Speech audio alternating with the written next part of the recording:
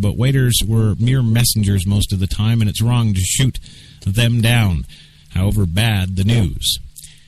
Right, so it's the cook. Yeah. Well, moving on today. Oh, yeah. Sharon's put the finger in my asshole and saying, move along. Yeah. All right, fine, Sharon, but I told you, don't be sending George Takei a question like that without, Well, a USF senior stranded in Cuba now after being critically injured in a car crash. Yes, University of South Florida students returned to campus. One of their classmates will be missing.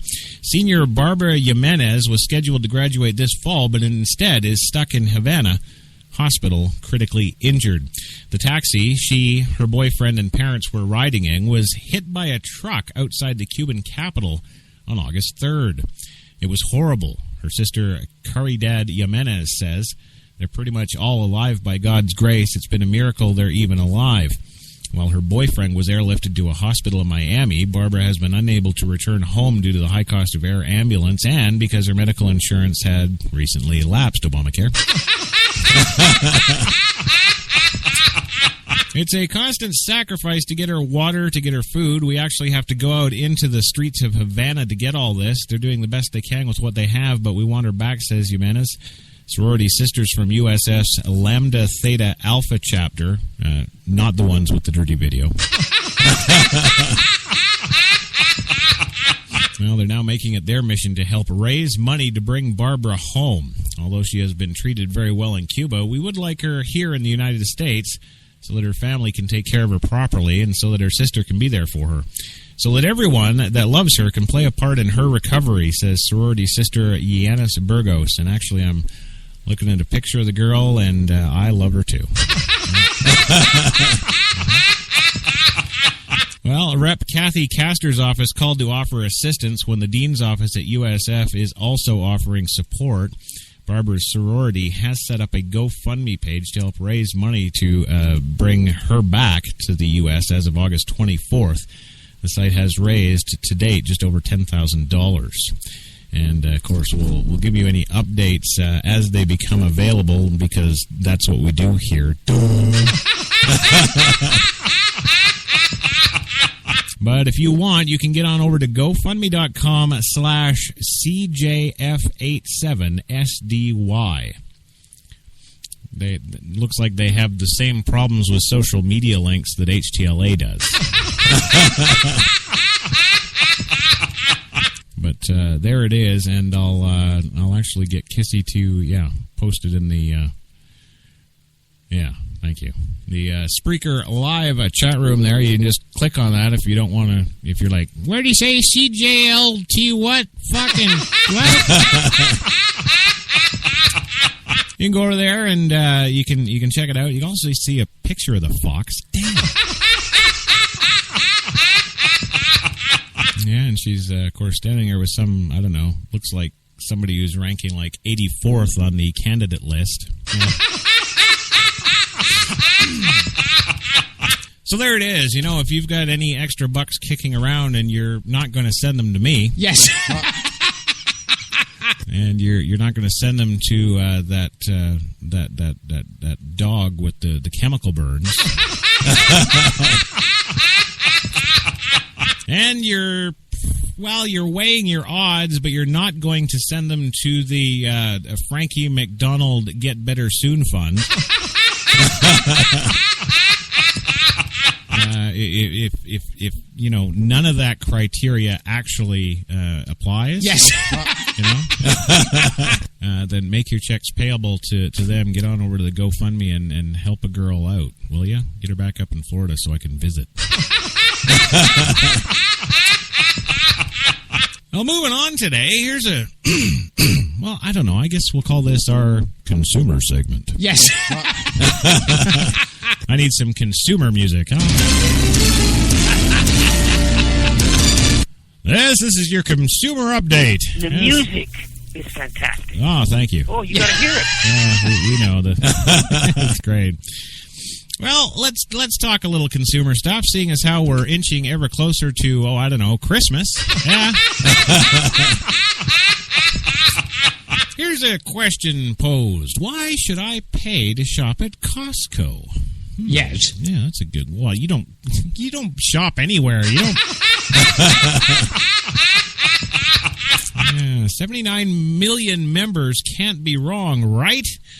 Well, the annual fee for the Costco membership came due recently with a swipe off the credit card and a checkout counter. $110 was added to that grocery bill.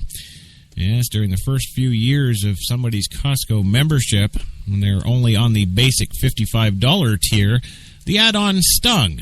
But 15 years later, well, they don't really longer wince when they sign off on that annual fee. Between fish and meat, coffee beans and organic bananas and beer and wine, a substantial portion of what's in many kitchens today purchased at Costco. And why would someone pay for the privilege of entering Costco's warehouses?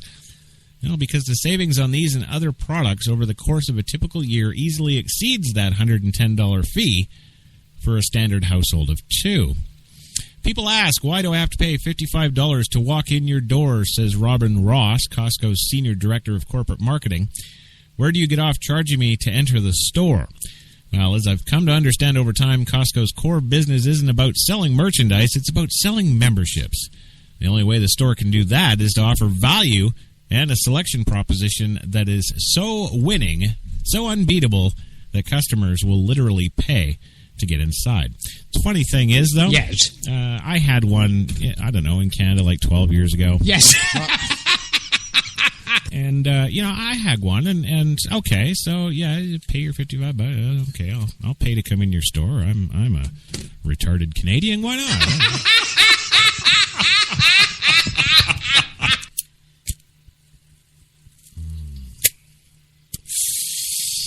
No, that's a cigarette. Yes. So I did that, and then yes. I went in, and the first thing, of course, they hit you with is over on the left of the door.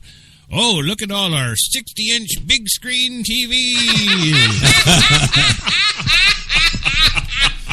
and yeah, so I go in there, I'm looking around, I'm like, okay, yeah, Samsung, yeah, there's the LG, yeah. Yes.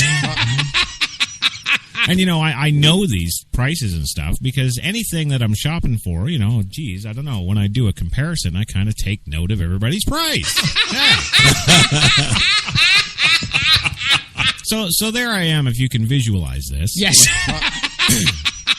There I am. I'm standing there. I've just paid to stand in their freaking store. And I'm looking at a particular Samsung 42-inch TV. Yes. 42-inch TV. I'm looking at their price, and it's $100 more than what I just saw it for at Future Shop. Oh, damn it. We've got an alert, people. Yes. No.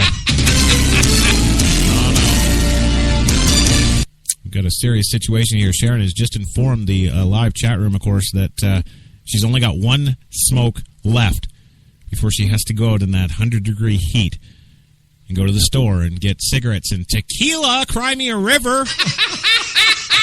God. Yeah. She goes down to one of those little stores. Did you ever see the movie Dusk Till Dawn? Yes. You saw that? And, when Richie and Seth there, they go into that, I don't know, what was it, Liquor Kingdom or something? They go in there and they end up throwing toilet paper rolls at the guy and lighting him on fire. Yes. Yeah. Shoot that Texas sheriff. Actually, they didn't shoot the Texas sheriff. There was no sheriff there. It was a Texas Ranger, gringo. Yeah, blow him away, light the other little hippie idiot on fire. Yes. Yes. Yeah, get your little sundries and get the hell out of there. That's what they did. I gotta say, that is one of my favorite movies all time. I absolutely love that. But anyway, that little shop, yes, that's actually the real place in Texas that Sharon actually goes for cigarettes. And then, of course, on weekends, little known fact, yes. Yeah, Sharon actually works also at the Titty Twister.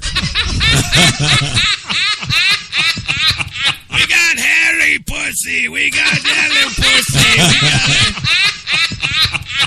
50 pieces of pussy for a penny. You can't find a better piece of pussy for cheaper. Fuck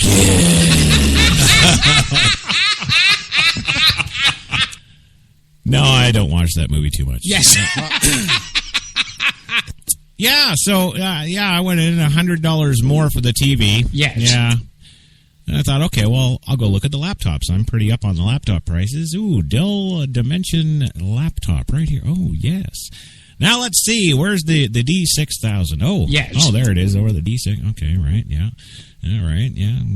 i5 processor. Yeah. Yes. Okay. Good. Check. 1 terabyte drive. Yeah. Yes. Check. Okay.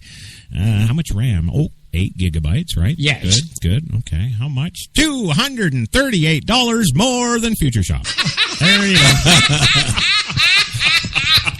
So then I'm sitting there thinking. Yes. I'm like, okay. All right. I just been screwed. Okay. Hey, I'm looking around for the caught on tape, busted dumbass cameras. Yes. I'm looking. Oh, Chris, stupid Canadian, you've just been punked. Right. Well, yeah. No, not good. Costco, F you. I'm not. There you go. Thanks a lot, Kissy. Great story. Not doing it. Yeah. That's right. But I am very pleased to announce that, we're 1 minute over time, 6:31 today. Yes. But, of course, I don't care. I had too many personal things I had to get out. That's right. See, now y'all might know my history on the Vancouver Canucks. Yes. Yeah. And actually, a little side note about the Toronto Blue Jays. Yes. My grandfather, George Taylor, yes, my grandfather used to serve, actually, on the Detroit Police Department. Yes. Yeah, back in the old days when you could drink on the job. No, it's true. Actually, he was one of the cops that responded to that bulletin and actually were out looking for Al Capone. Yes. Yeah. Yeah, no, true story. Yeah, my grandfather, a cop. And actually, when he died, for some freaking unknown reason, my Hungarian uncle Jimmy. Yes. Does the young white Irish kid who's going to be a cop someday, who always wants to be a cop, does he get Grandpa's Billy Club? Yes. Does he? Oh, no. My aunt thinks, it's a great idea. We'll just give it to Jimmy because he can club fish when he goes fishing. Yeah, so right now, out there in the Wanda Fuca Strait somewhere, yes, is my big, fat, Hungarian, way too old uncle clubbing fish with a Detroit Police Billy Club. Yeah. Yeah, but I'm not frickin' bitter. No. Oh, and I guess I should say it, too. Yes. Yeah, to my family out there, all of you in Canada. Well, except for Tony and his lovely singing sensation wife, Sonia. Yes. Yeah, the rest of that family can go straight to frickin' hell. God, I feel so much better now. Yes. I'll just air my shit here. This is great. Yeah. Anyway, gang. Serious time now. Serious. Yes. Okay. The Toronto Blue Jays. My grandfather actually died with a mouthful of Oreo cookies. In his chair, watching the Toronto Blue Jays. He did. So he died a happy man. Yes. And geez, what better way to go than with a mouthful of Oreo cookies? Right? Yeah, I don't know what it was. He just stroked out there or something. It's about fucking time. Move on. Okay, you heartless bastard. Fine. Okay, well, moving on to our final story of the day, and I made sure that Kissy lined this one up as the very last effing one just to make a point. Yes. I did. That's right. President Obama... Hey, hang on a sec. I have to drink coffee. He can wait. Yes.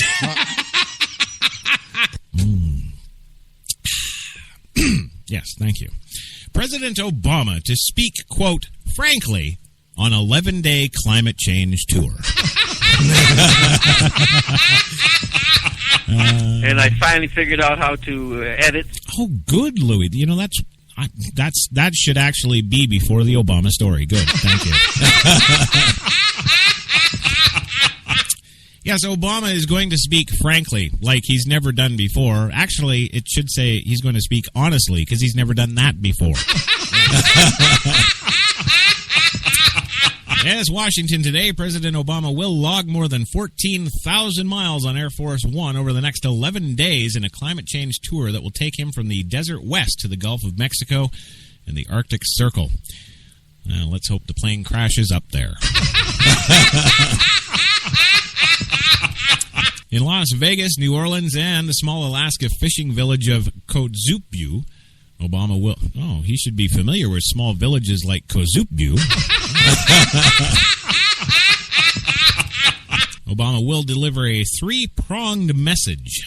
The United States needs to increase the use of alternative energy resources and make coastal communities more resilient and urge a global response to climate change. The three major climate-themed events are part of a conscientious effort by Obama to speak frequently and frankly about the issue over his second term, failed as though it may be. This from Brian Deese, a senior Obama advisor who handles environmental and energy issues for the White House rather poorly. Yes, the White House. They come 3 weeks after the White House launched a campaign for cutting greenhouse gas emissions by 32% over the next 25 years.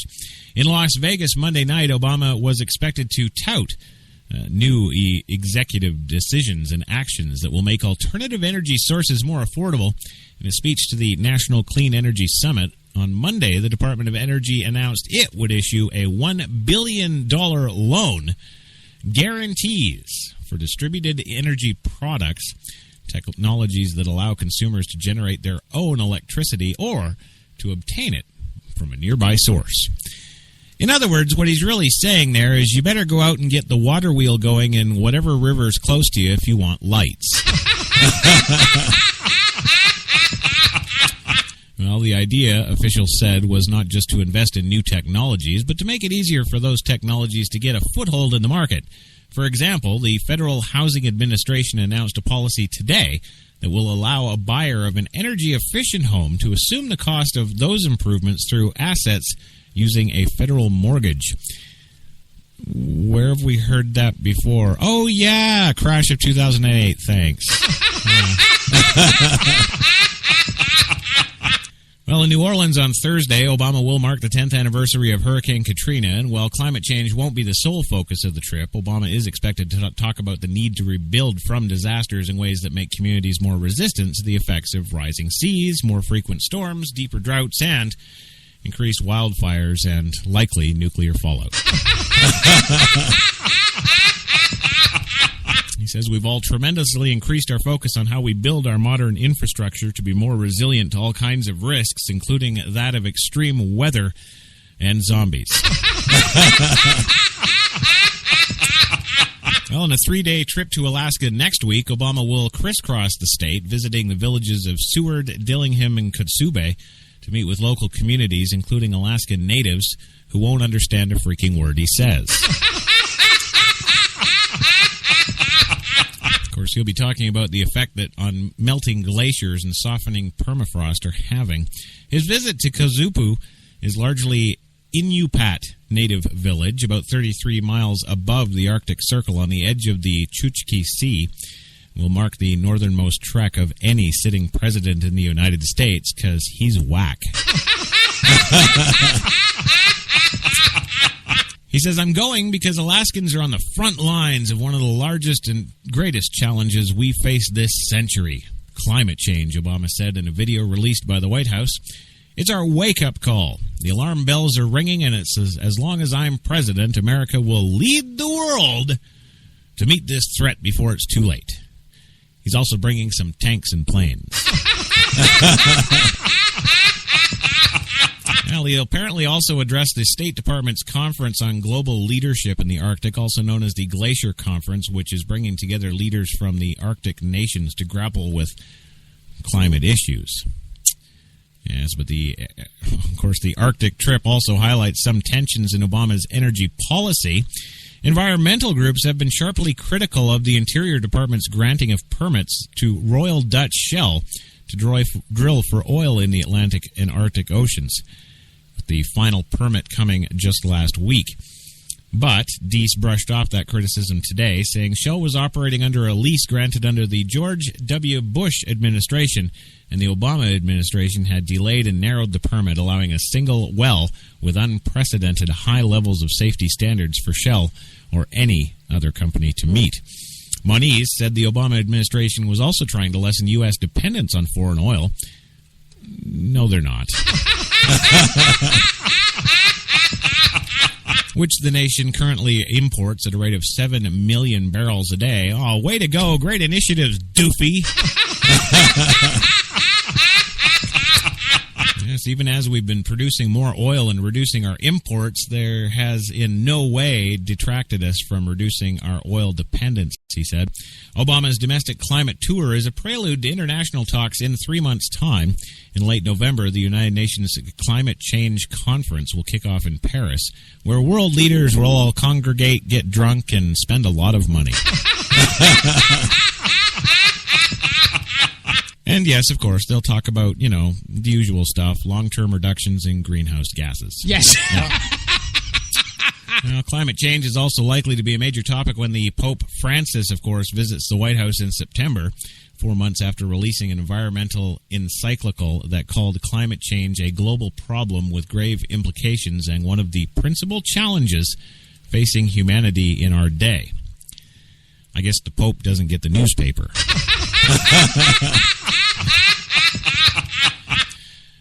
Well,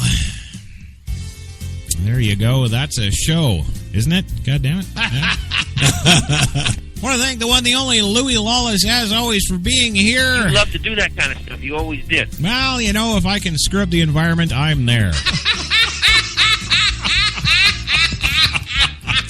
I lived in Greenwich Village for a while when I first started out as an actor. Right, thank you. Stop talking now. Yes.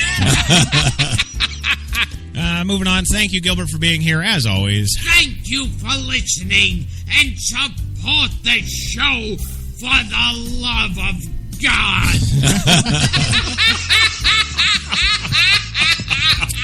And, of course, George Takei, thank you for being here, saving our bacon again from the Trump nightmare.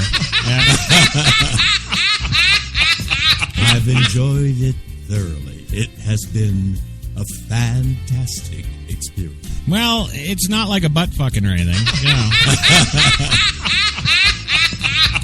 But thank you. Maybe it's that love-hate. I don't know. Did you hate it when you first got it up the butt? Yeah? Now he loves it. Hurts so good. Yes. I don't know. We'll talk about that later, George. Yes, we will. And thank all of you, of course, the HCLA listeners getting bigger every day. Stop eating. I'm just kidding. I'd pay real money to see Sharon's titties. Yeah. Have yourselves a good rest of your Monday. We'll see you tomorrow, 5 p.m. Eastern, of course, for your Coffee and Cigarettes Tuesday Espresso. And we will, yes, we will, mark my words, have the one, the only Donald Trump right here for you, whether he likes it or not. So you guys have yourselves a good day. We'll catch you tomorrow. Don't miss Straight Talk tonight, 9 p.m. Eastern. It's a humdinger. And that's right. For all you technically challenged folks out there, I will share the link on my Facebook. Yeah. Yes. You're gonna of course have to add me up and share me titty pictures first. Yeah. Man, look at that, Gilbert. We actually we went longer than the theme. Yes. What do we? I don't know what the hell to do now.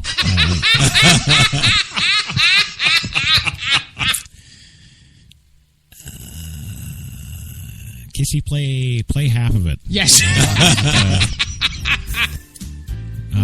Okay, much better. All right, so hey, have yourselves a great Monday. We will check you tomorrow on the Tuesday, and don't forget Straight Talk tonight, 9 p.m. Eastern. Be there, be square. I'll share the link. Titty pictures. There you go.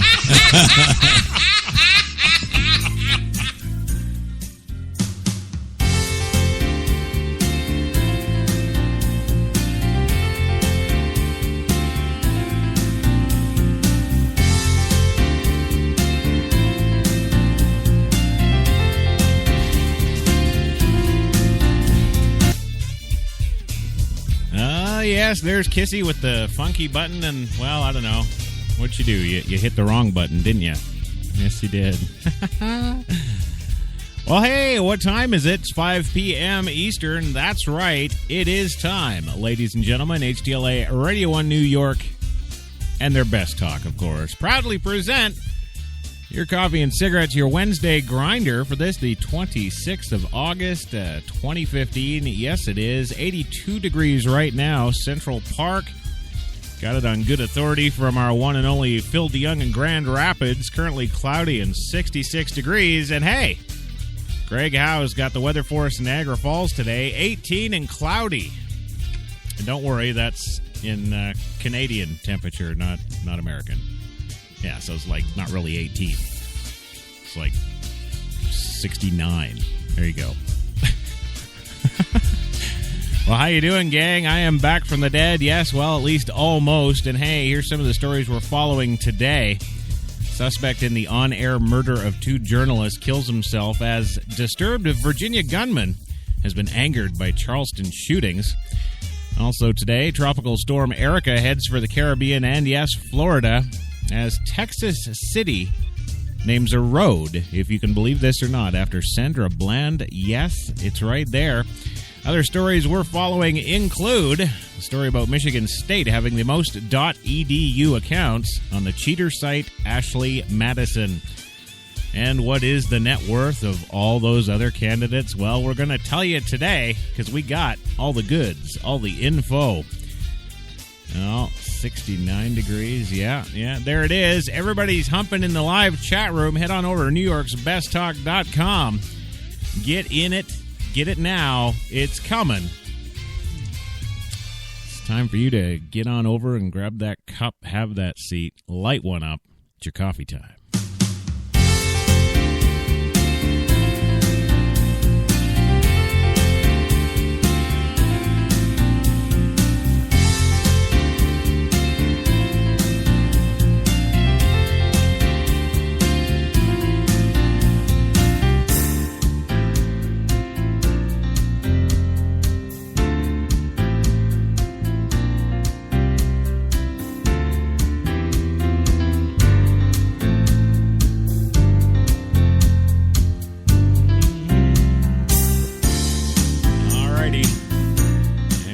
That's right, you take it down. Good morning, good afternoon, good evening, whatever it may be to you.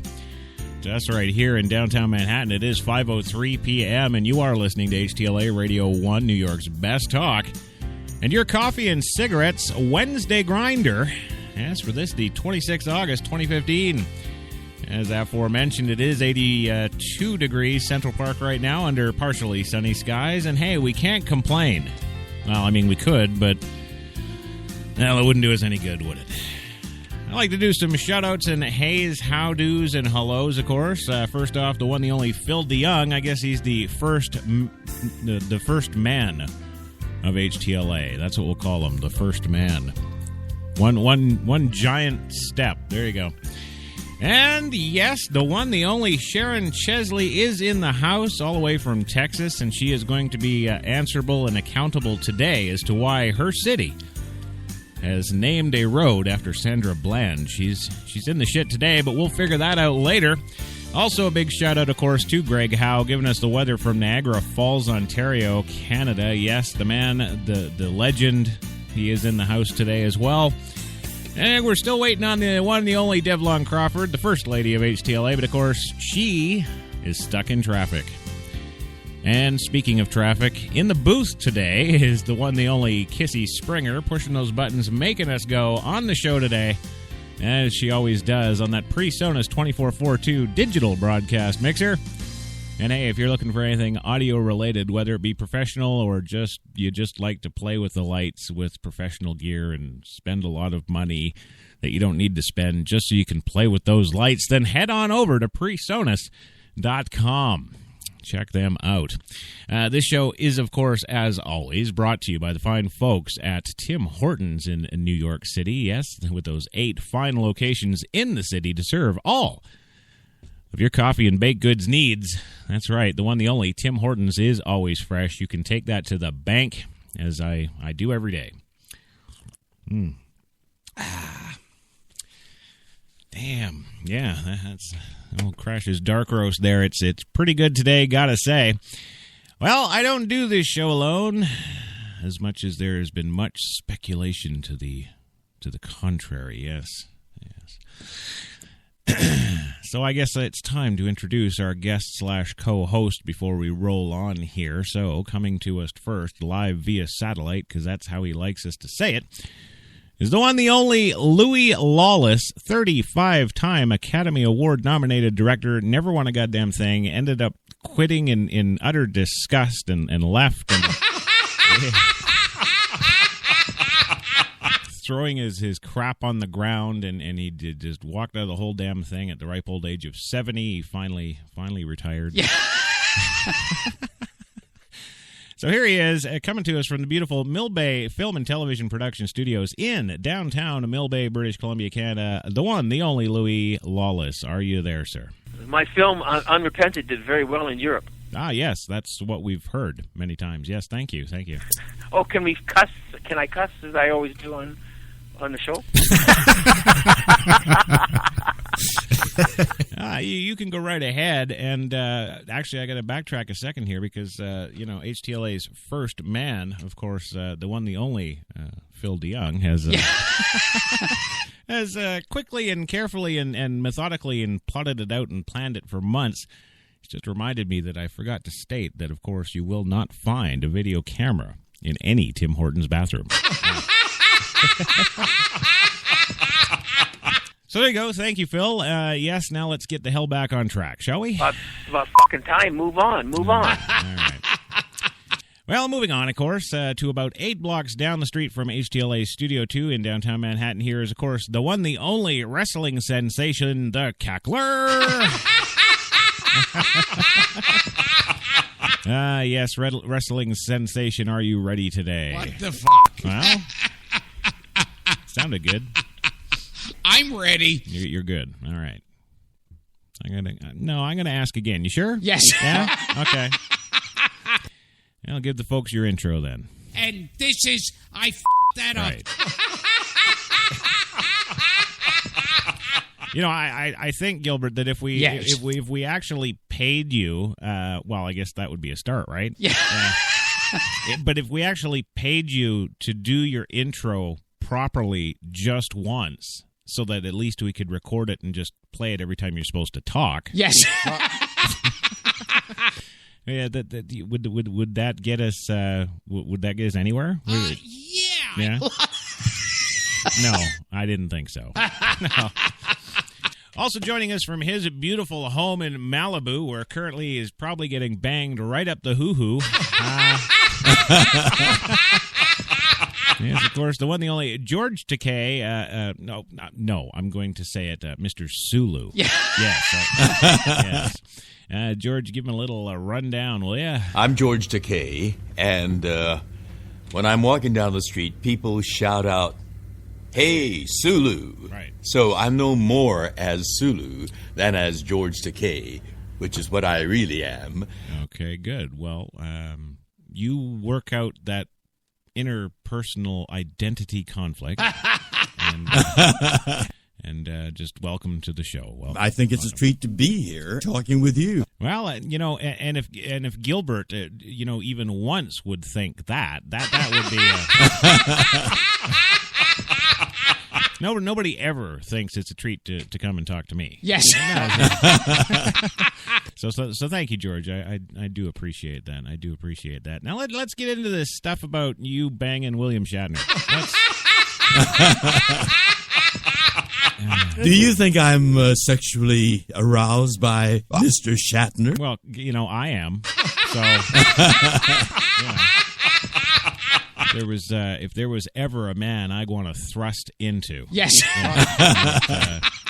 that would be it right there. And I think, in thinking back to some of your emails that we've got in the studio over the last, several months, on and off, I think that one where I don't remember who asked it. It might have been Kirstie Alley. Yes. Asked about when Brad pulls out of you, does he shoot it right over your back? So yeah. Every morning. Right. Well, thank you, gents, for being here today. It's going to be a real humdinger of a show. We've got quite a talented group of folks here. Behind the scenes and, of course, in front of the scenes. And I'm the most talented guy in this room. Right, and we got him. Oh, man. Isn't it great? I think it's great. Yes. It's just great. I just can't stand the greatness that this is.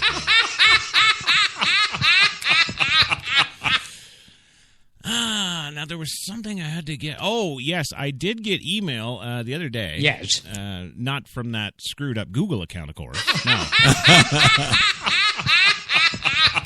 But, there are a select few listeners to our programming and broadcasting every day that, yes. Of course, have my personal email, the one that I won't even give to Google. But I got an email the other day, and it was kind of funny because yes. They didn't mention you. Yeah. No.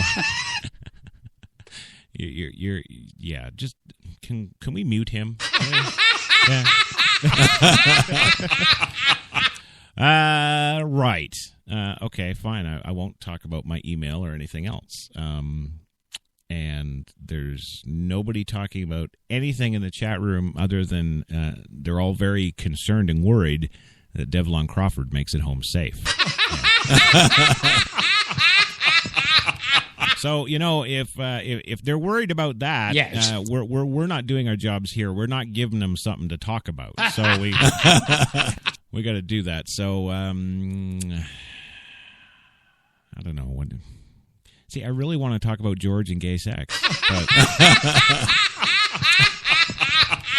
no. But I'm getting the wave off from Miss PC. Yeah, so I guess without further ado, I'll just move on to the first story. And the suspect, of course, in that on-air murder of journalist, of course, that occurred there very recently there. Geez, what was it? Yesterday or today? It was something like that. A quiet morning TV broadcast in a small Virginia town erupted in violence and tragedy. Oh, look at that, today. Yeah. Yes, today, when a disgruntled former employee fatally shot two young journalists on live TV, authorities said. The shooting set off an intense manhunt that ended hours later when the suspect shot himself in a rented car as police closed in. Franklin County Sheriff Bill Overton said the suspect, Vester Flanagan, was rushed to a hospital in critical condition but later died, Overton said. WDBJ-TV's general manager, Jeffrey Mark, said Flanagan, 41 years old, was a former employee who displayed anger issues before being fired back in 2013. Flanagan, who used the name Bryce Williams... See, he used Bryce Williams, yes. Right? So obviously the Flanagan name, isn't black enough to matter. Yeah, what you looking at? My name Bryce Williams. What up? Yeah, Yes, he insisted on everybody using the name Bryce Williams while working for WDBG. See what it is it's actually WDBJ. Yes. That is the name of the television station. I just don't want to, say it in such a way that people infer blowjob.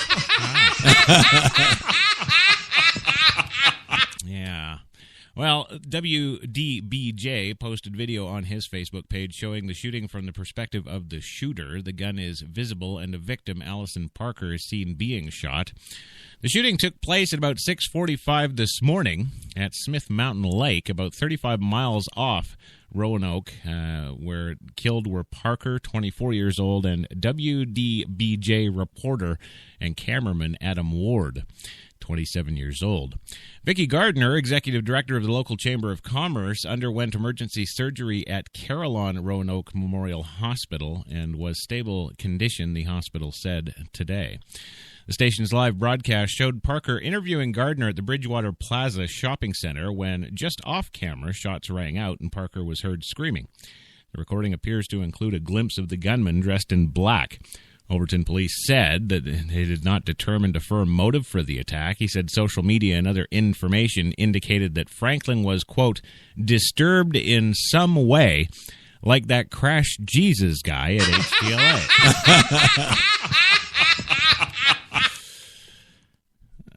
Sharon says, yeah, what comes to mind is oil and BJs. Yes. Sharon, hang around after the show. We'll talk.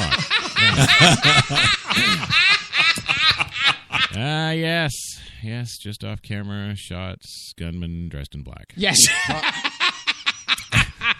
Well, Overton has said police had not determined a firm motive for the attack. He said social media and other information indicated that Franklin was disturbed in some way, and his life were, quote, spiraling out of control. Overton said he had been watching the broadcast. Well, and yeah, I guess we should come clean, Gilbert. Yes. Yeah, the reason we didn't have coffee and cigarettes yesterday is because, Gilbert and I were partying until 2 o'clock yesterday afternoon. We were kind of messed up. Yes. We were messed up just a bit. Well, Overton said that he'd been watching the broadcast when the shooting took place. It stopped me in my tracks, Overton said. Like many viewers, I was watching and couldn't figure out right away what happened. What the hell's wrong with you? You're watching it. Well, the kind of loss will resonate in these halls for a long time as we remember in their short lives what dedicated journalism they produced and what outstanding journalists they were, Mark said. They were just doing their job today. Yeah, you know what? I'd like to look back at some of those local stories that they were just doing so stellarly. Well, more than 4 hours after the shooting, Flanagan began tweeting about More than 4 hours after the shooting, Flanagan began tweeting about the incident. Yes. Oh, okay. He's using Brass Williams' Twitter handle. Yes, Flanagan tweeted that Parker made a racist comment and that he filed an Equal Employment Opportunity Commission report. He also tweeted that Ward went to Human Resources about him, quote, after working with me one time. Well, a short time later, Flanagan posted 2 short videos of the shooting. ABC News said it received a 23-page fax from someone claiming to be Bryce Williams. Yeah. 2 hours after the shooting, ABC said the document claimed the shooting was prompted by the June shooting rampage by a white supremacist at South Carolina's church that left 9 people dead. The network said that, so this Flanagan guy is black. Oh, yeah, thanks, Kissy. Put the picture at the bottom of the page. Yeah. Yeah, look at him, the big nigga. Yes, so apparently, Doofy Dumb and Dumber. Yes. He does the church dealio, and that enraged this big nigga. Oh, chicka wow. Oh, chicka wow. Right. ABC said it received a 23-page fax, and it turned the document over to authorities. Mark said it appears that Ward was shot first and that Parker was shot trying to run away. Yeah. Yeah, well, if you're an unarmed white man, you run away, Yes, trying to run away. He said Ward was engaged to producer Melissa Ott, who was working at the station at the time of the shooting, and saw the tragedy unfold. Virginia State Police said the suspect's car was spotted hours later on Interstate 66 in Fauquier County, Virginia, but sped away from police. But what, did he have like one of those Road Warrior blowers or something? Well, apparently Franklin crashed moments later. Yep, it was one of those Road Warrior blowers. Yeah.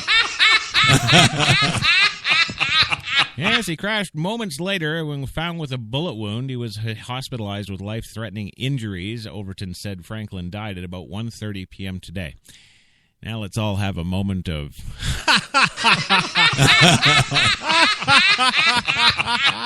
know how to spell my last name on the check, right? It's Louis Lawless. Louis, we're getting sued. We have no money. We don't. Well, the victims were from the Roanoke area, the station said. Adam graduated from Salem High School and Virginia Tech. Parker grew up in Martinsville and attended Patrick Henry Community College and James Madison University. Chris Hurst, an anchor for the station, said he was Parker's boyfriend.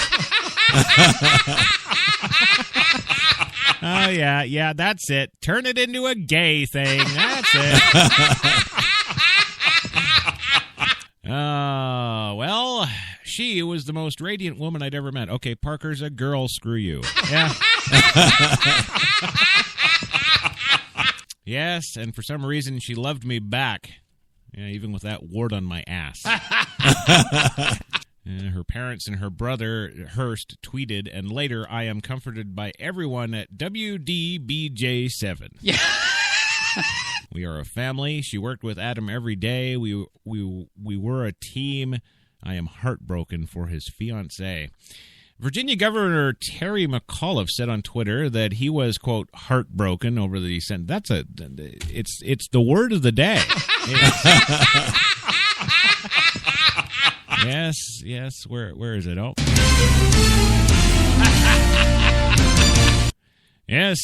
Yes, top story. Word of the day, heartbroken. Yeah. There you go. Use it often. Use it. The trick is using that word in a conversation. Oh, sure. Well, you're writing. Yeah. It's the use of that word that makes it your own. All right. Well, there are times on this program where, especially when we get, you and Gilbert together, George, where quite often I'm completely heartbroken. Yeah. Yeah, so, the great governor there was heartbroken over the senseless murders today in Smith Mountain Lake. Tony Schurz, president and CEO of Schurz Communications, which owns WDBJ, said he was heartbroken by the tragedy. At the time of their murders, they were involved in the most important aspect of journalism, the sex in the van before we go out. And telling these stories important to the local communities, Schurz said.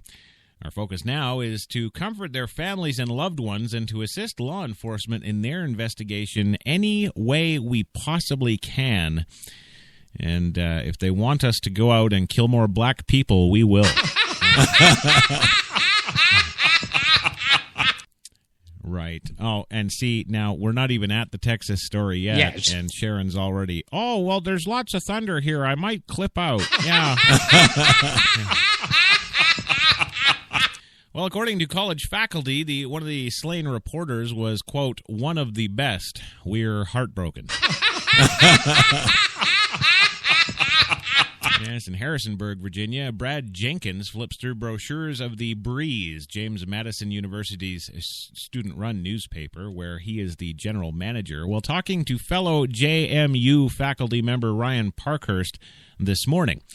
Jenkins pauses and holds one up, showing a picture of the blonde woman with the white glasses looking at her phone. That was so her, said Jenkins. She always had her face in that effing phone. Well, the woman in the picture is Allison Parker, a former news editor at The Breeze, a broadcast journalist at TV station in Roanoke, and fatally gunned down on camera today at the age of 24. Allison was looking to make national news, says Parkhurst. Well, congratulations! That's right, Allison. You've done it. Yes. Da, da, da, da, da, da. I know. You are Yep. a douchebag. I know it's coming. Well, whatever. Screw you, George. Wait till you're on national news. Come on. Well, Allison was going to make that national news, says Parkhurst, who taught Parker and that advised her during her time at James Madison and helped guide her on the path as a broadcast journalist. But it wasn't supposed to be like this. She was supposed to be in Iraq when she got gunned down.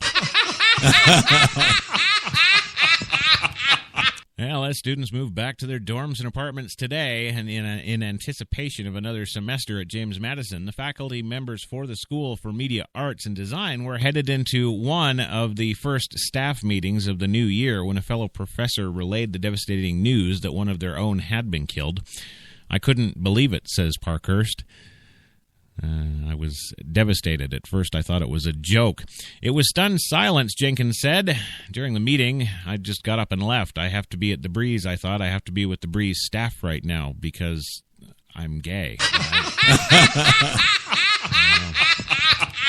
I'd like to say hello to Leanne Thomas. It's always good to see members of the opposite sex here in this homosexual show. Yes. Oh, yes, help the heterosexual man away from these fags. I did not sleep with him. Yeah, you wish. Well, I can't watch this again, Jenkins said. The Breeze office is a place Parker knew all too well. While working there, she spent many long days and nights working as a reporter and a news editor.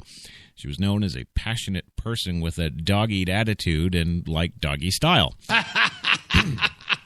And never willing to settle for half the story, always willing to do whatever it takes to get the whole story. Well, she was our first on-camera shoot for JMU Today, Parkhurst said of Parker at the school's broadcast station. He said they strung 400 feet of cable across the quad on campus so that Parker could get the shot in front of the building she was reporting on. After graduating from James Madison University in December 2012, Parker went on to work at WCTI-TV in Jacksonville, North Carolina, and finally WDBJ-TV.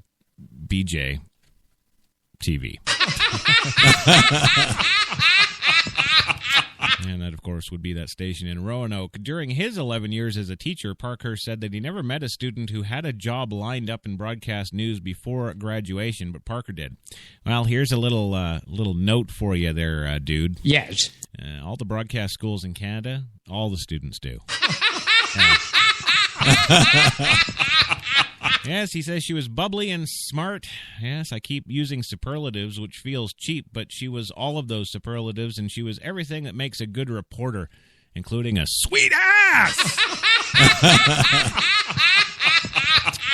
Well, during her time at Madison, Parker made it clear that she wasn't afraid to go for a story and ask the tough questions. It was approachable, friendly, and energetic. She was one of the best journalists we've ever had here, Jenkins said. Aim low. Yes, which just makes this so much more unfathomable to me. Even after graduating, Parker would often return to her alma mater to lead trainings or talk with students about her career. Oh, yeah, don't talk to the students about their career. No. No, you just talk about you and you. And, Yes. Yeah. Okay, now this brings me to my other most important topic, me. Right. When was the first time you saw me? In the bathroom.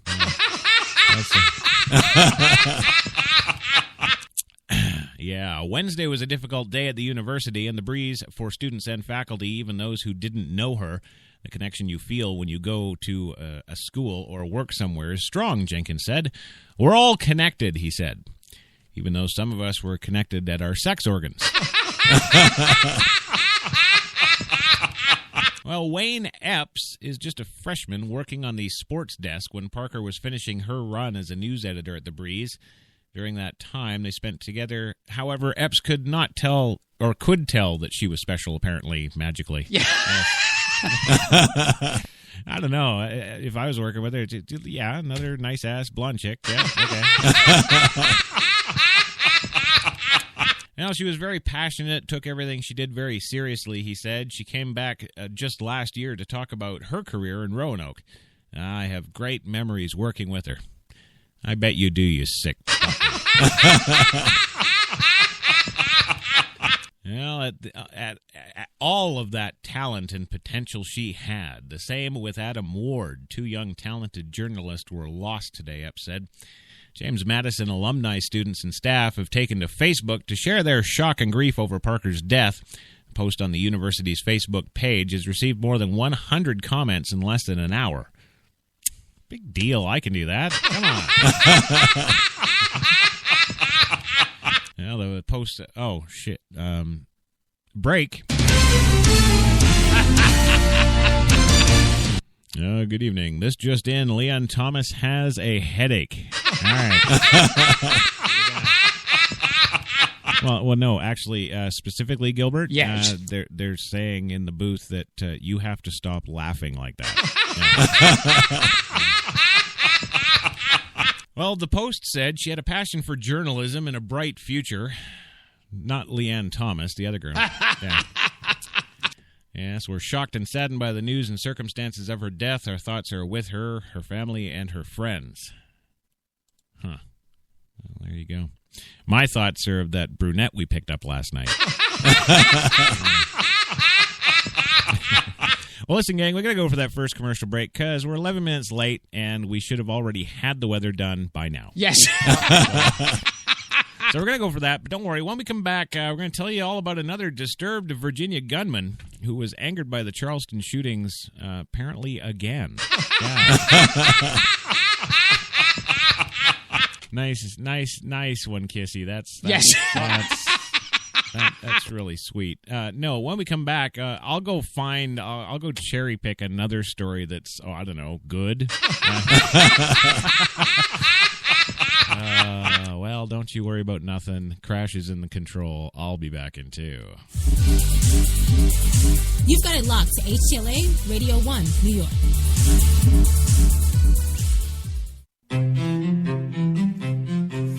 What if there was a coffee that was sourced from some of the world's most renowned growing regions, abundant with rich, fertile soil?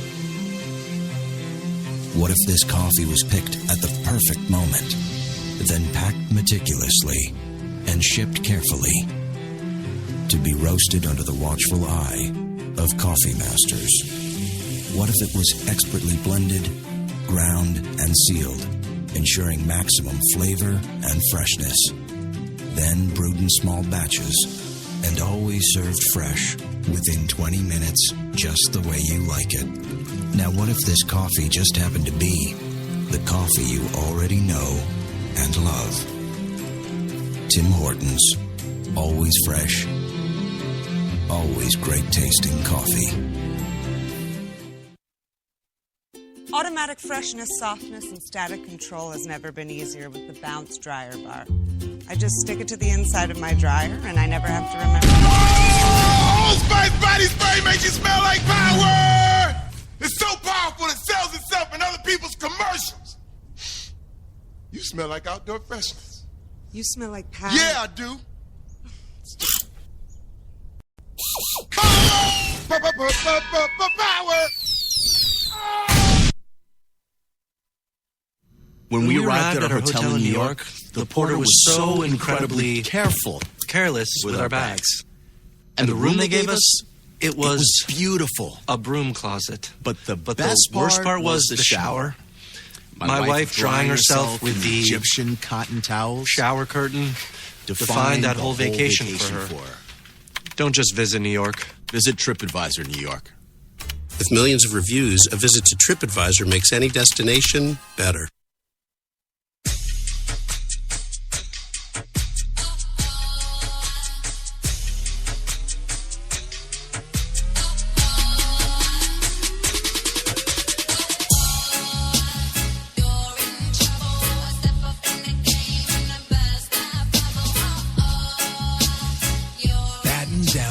glasses, White Rum has a new captain. Introducing the all-new Captain Morgan White Rum, 5 times distilled for a smoother taste. We're New York's best talk radio, HTLA Radio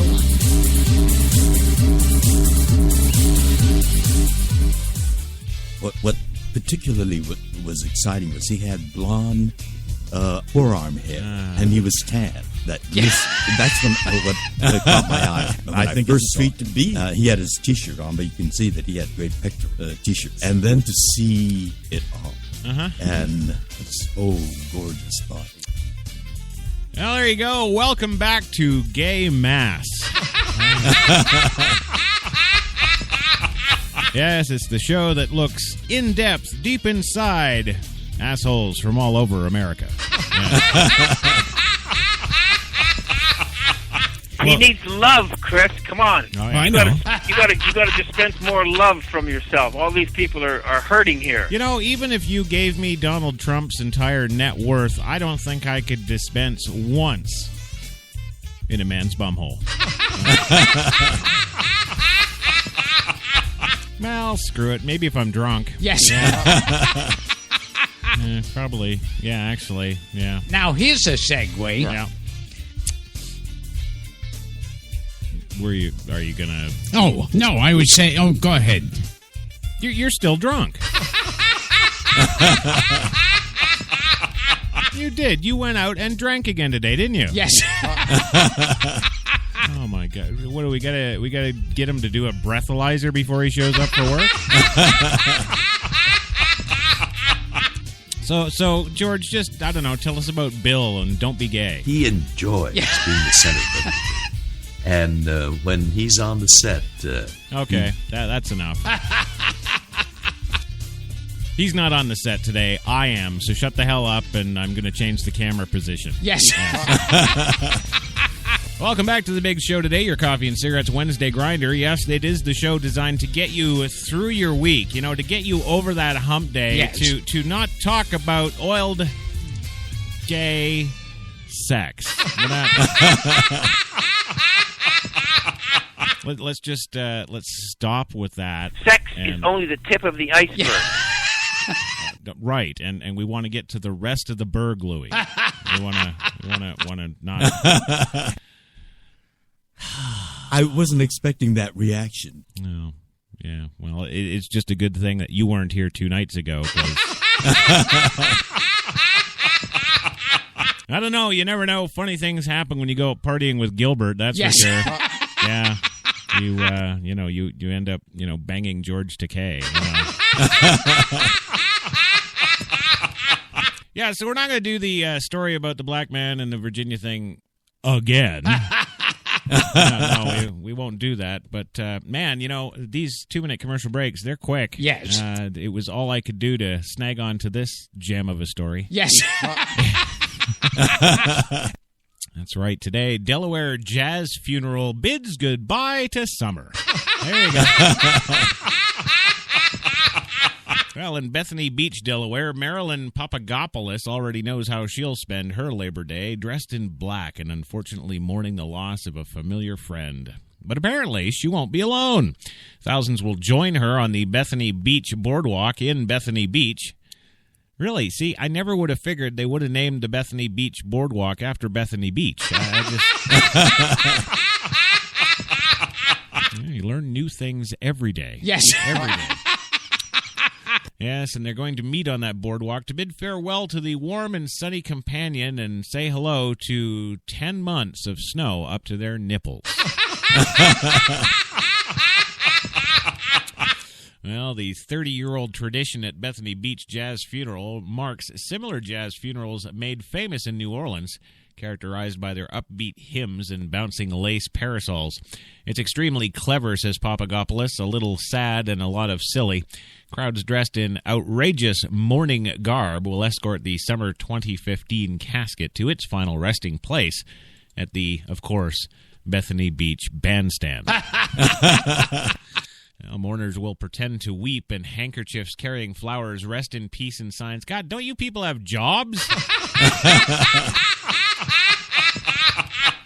New Orleans bands, Dixie Cats and Downtown Dixieland Band, and the Jazz Funeral Irregulars will lessen the pain, though, through lively sounds of trumpet, clarinet, tuba, and trombone. The weekend celebration of summer's unofficial end begins Friday, September 4th, with a silent auction at Bethany Blues on North Pennsylvania Avenue. The proceeds from the auction will benefit the American Red Cross of Delmarva and a number of other local charities. The Bethany Beach Jazz Funeral for Summer 2015 will be celebrated Monday, September 7th, with activities beginning about 5 p.m. on the boardwalk. Founded in 1985 by former town councilman Moss Wagner, the Jazz Funeral became a fun celebration for locals aimed to keep tourists in the town for an extra weekend to get all the money. Yes, over 3 decades, it has evolved into a theatrical and extravagant event where locals and tourists alike give summer a dignified send-off, although they often celebrate for different reasons. For us, we rejoice because we're getting our town back, says Daniel Lewis of Bethany. I hate effing tourists. But for tourists, I think it's more sad, he says, they have to say goodbye to the beach. Well, Paul Yankovic, event chair, describes the scene as dramatic, even powerful. God, cut back on those Quaaludes, Paul. Yes, the summer brings a little town to life, and it's sad knowing things are about to get quiet again, he said. The funeral is our way of recognizing another great season and humbly paying our respects. Really? Because you never do that for winter. What happened to Winter Lives Matter? What about that? That's it. I'm going to Washington. Yes. Bullshitters, never keep your mouth shut. Always hustling, always looking for something to do and putting things together. That's a fucking American. Look how they took the country away from England. There you go with the England thing again. Yeah, look at it. There. There it is. Okay, well, I'm going to blow your England away with a tropical storm. How's that? That's right, but before we do that, of course, I'm just reminded that, I saw the words tropical storm. Yes. And, immediately in my story lineup here, because that is the next story coming up after the first break, but of course, the tropical storm, well, it brought back memories of Frankie Doofy. Yes. And that reminded me, not Kissy Springer's unshaved armpits. That, of course, reminded me that we do have to go to, our NAACP obligation, of course, yes. The one, the only Brock Favors and HTLA Chopper One with Your Traffic, and also the one, the only Frankie McDonald, HTLA meteorologist extraordinaire with today's weather from, I don't know, was it... I think, if I remember correctly, I don't know, one of the days last week. Yes. One of the days last week, Frankie, although it was like 2 or 3 years before now. Yes. One of the days last week, I was listening back to one of the shows in the car, and I swear to God, he may actually be getting better. He may actually be getting better. Maybe, my blowjob treatment is... I think I'm doing something to his brain. Yes. because, well, okay, maybe I shouldn't thrust so hard. Okay. But I think it's doing something to his brain because, yes. I think if I had to guess, I think it was last Tuesday's show. Yes. He actually did the weather, and of course it was like 3 years ago or something. Yeah, fine. Okay, no problem. But, we've come to expect that from him. It's no big deal. But he actually got the day right. Yeah, no, he did because it was a Tuesday, of course, and, yes. and he actually said the word Tuesday. Yes. But anyway, I'll digress just so we can get this crap out of the way. So let's get him up there. First, we're going to go to Brock Favors with your HTLA traffic for, I believe, Los Angeles. Back here. No, what do you mean back here? I am here. Yes. God. Are you here, Kissy? Yeah. All right, let's go to Brock Favors right now. Come on, where is he? Hello, everybody out there. This is Brock Favors with Traffic on the Ones. Chad Armstrong is out sick today, so I am filling in for my usual land reports, and I'm up here in the chopper, but I gotta tell you guys, I am loving the view. Oh, my God! Oh!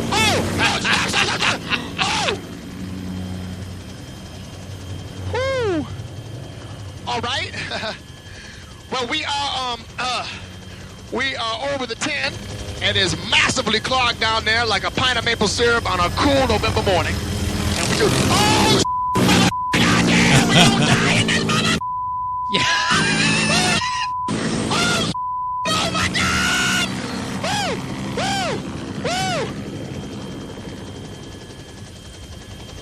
Woo! Okay. Okay, I am very sorry, folks. It's a little bit of a bumpy ride up here. We are now approaching the 405, where the left lane is blocked by a mattress. So somebody is going to be doing a little return to IKEA later today. You know what I'm saying? Oh, no, please! Oh, goddamn! Oh, get me out this motherfucking death machine right now! Oh, no, black people ain't meant to be in the sky! We ain't meant to be in the sky, man! Oh, mama, help me, mama! Oh, mama! With a 405 is up right now, ain't nobody going down this. I'm sorry. I'm sorry. I'm very sorry, folks. I'm very sorry, but I'm losing my up here. Actually, you have every right to. We're about to crash. Oh, yeah, man.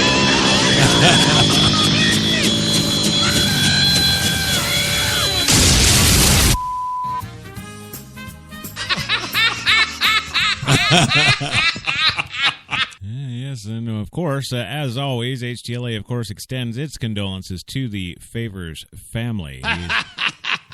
Definitely, what's the word? He will be missed or something. Yeah. Something like that. Wait a minute, I got lost. HTLA. You're not lost. With this cackling moron here, how can you, it's pretty obvious where you are, Louie. Yes. You're here. The music is fantastic. I know, and we're getting to that right now. Yes, HTLA's meteorologist Frankie McDonald with your weather. Oh, yeah. No, even with that, it's not exciting.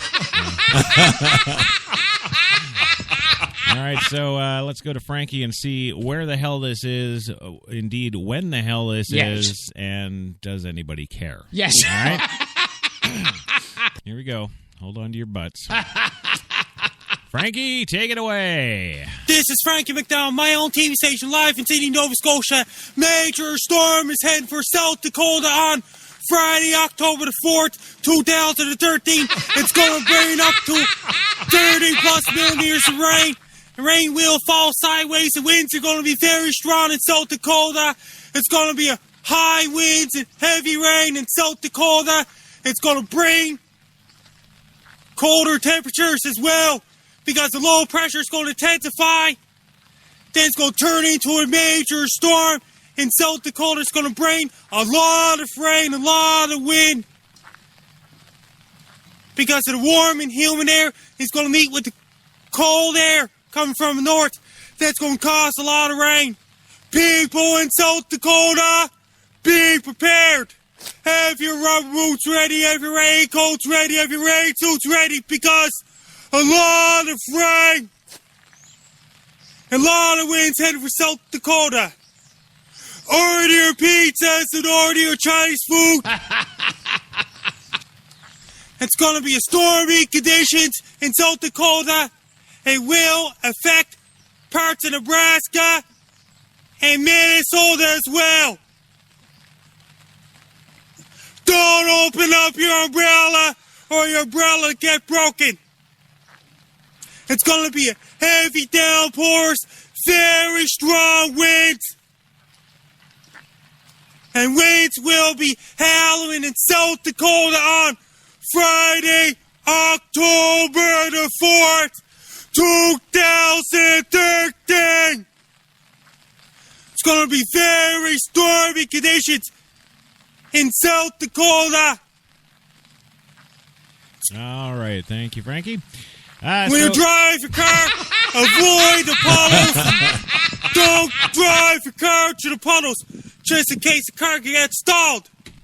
Especially very deep puddles. When you go for a walk, wear your raincoats and wear your rain gear and rubber boots, and put up your hood on your head to keep your head dry. Don't open up your umbrella, or your umbrella could get broken because it will be way too windy in South Dakota on Friday, October 4th, 2013.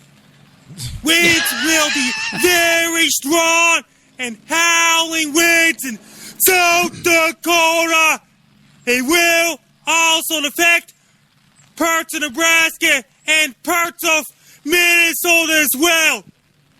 If it's cold enough, it may bring some little bit of wet snow in South Dakota as well. But the snow will melt on the ground. Best of luck there, people in South Dakota. Be prepared for a powerful storm. Yep. Have your iPads charged. Have your iPods charged. Have your iPhones charged. Have your cell phones and tablets charged. Right. Got it. Okay. Thank you. Yes. Thank you, Frankie. Buy bottled water. Oh. Buy cases of Pepsi and Coke.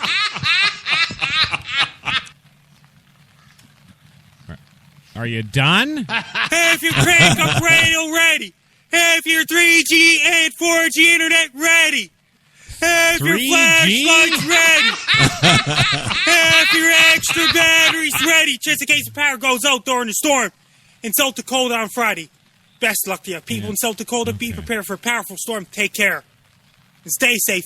Don't get caught in the storm. Be safe. Yeah. Well, you know. Can I talk now? Yes. Yeah? You know, Frankie, we're not really worried because if that was 3 years ago, you're still alive. You know. And thank God you had that 3G. Yes. Yeah. Yeah. Wait a minute. 3 years ago. Well, geez, I don't know. Were they on 3G 3 years ago? Yeah, not even really so much. Yes. No, they were all in. That was the big iPhone 4 thing. Yes. Yeah, that was. God, why do we have him? Well, moving on today to, I don't know, some actual real weather news. Yes. That's right. It's real, it's big, weird, and pissed off. It is. It's right here in my pants. Yes, and I call it Tropical Storm Erica. Yes, I do. Yeah. Well, Tropical Storm Erica continued its march towards the Caribbean Wednesday after skirting through the Caribbean islands in the Bahamas. It's forecast to approach the U.S. potentially as, of course, a hurricane. Yeah. Yes, that is my official John Kerry hurricane. There's a growing concern, of course, Erica will threaten Florida Sunday night into Monday, says AccuWeather. Hurricane expert Dan Kutwalski. It could be the first hurricane to hit Florida in nearly 10 years. Hurricane Wilma battled the state, of course, in October of 2005. The storm, which now has sustained winds of 45 miles an hour, could bring rain, wind, and rough surf to the islands of the northeastern Caribbean overnight Wednesday into Thursday, says the National Hurricane Center. Tropical storm warnings have been posted for Puerto Rico, the U.S., and British Virgin Islands and Leeward Islands as the storm approaches. Many of these areas are enduring drought conditions, so the rainfall would be mostly welcome, AccuWeather said. As of 2 p.m. Eastern, Erica is located about 245 miles east of Antigua and is moving towards the west at 17 miles an hour, the center reported. The storm should move into the Bahamas by Saturday and Sunday and potentially impact Florida as a Category 1 hurricane early Monday.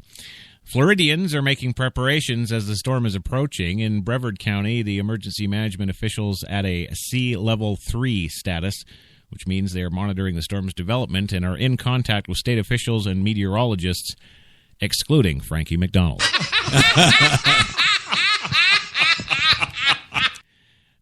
Yes, Kimberly Prosser, a director of Brevard County Emergency Management, says that residents should revisit their hurricane plans. This is the point where you should start planning to get your Pepsi and Coke. Wear your raincoat. Wear your rubber boots. Yes. Yeah. Yes. Oh, and also figure out how you're going to communicate. All of that, you'll want to really start making sure your decisions are correct, says Prosser, adding that the agency is also reaching out to a number of public safety entities to ensure that they're aware of the storm's potential threat. Residents should also already have food and water stocked for emergencies, so order your pizzas and order your Chinese food.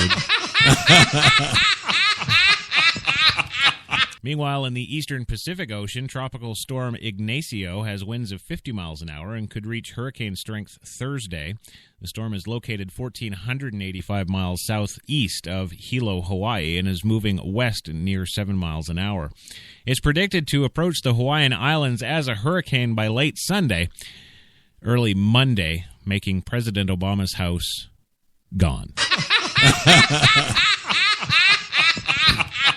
It's okay, though. Don't worry, folks. Yes. I have it on good news from my insider connections at Hollywood. Yes. That, of course, President Obama's house in Hawaii. Yes. That's actually just a movie prop.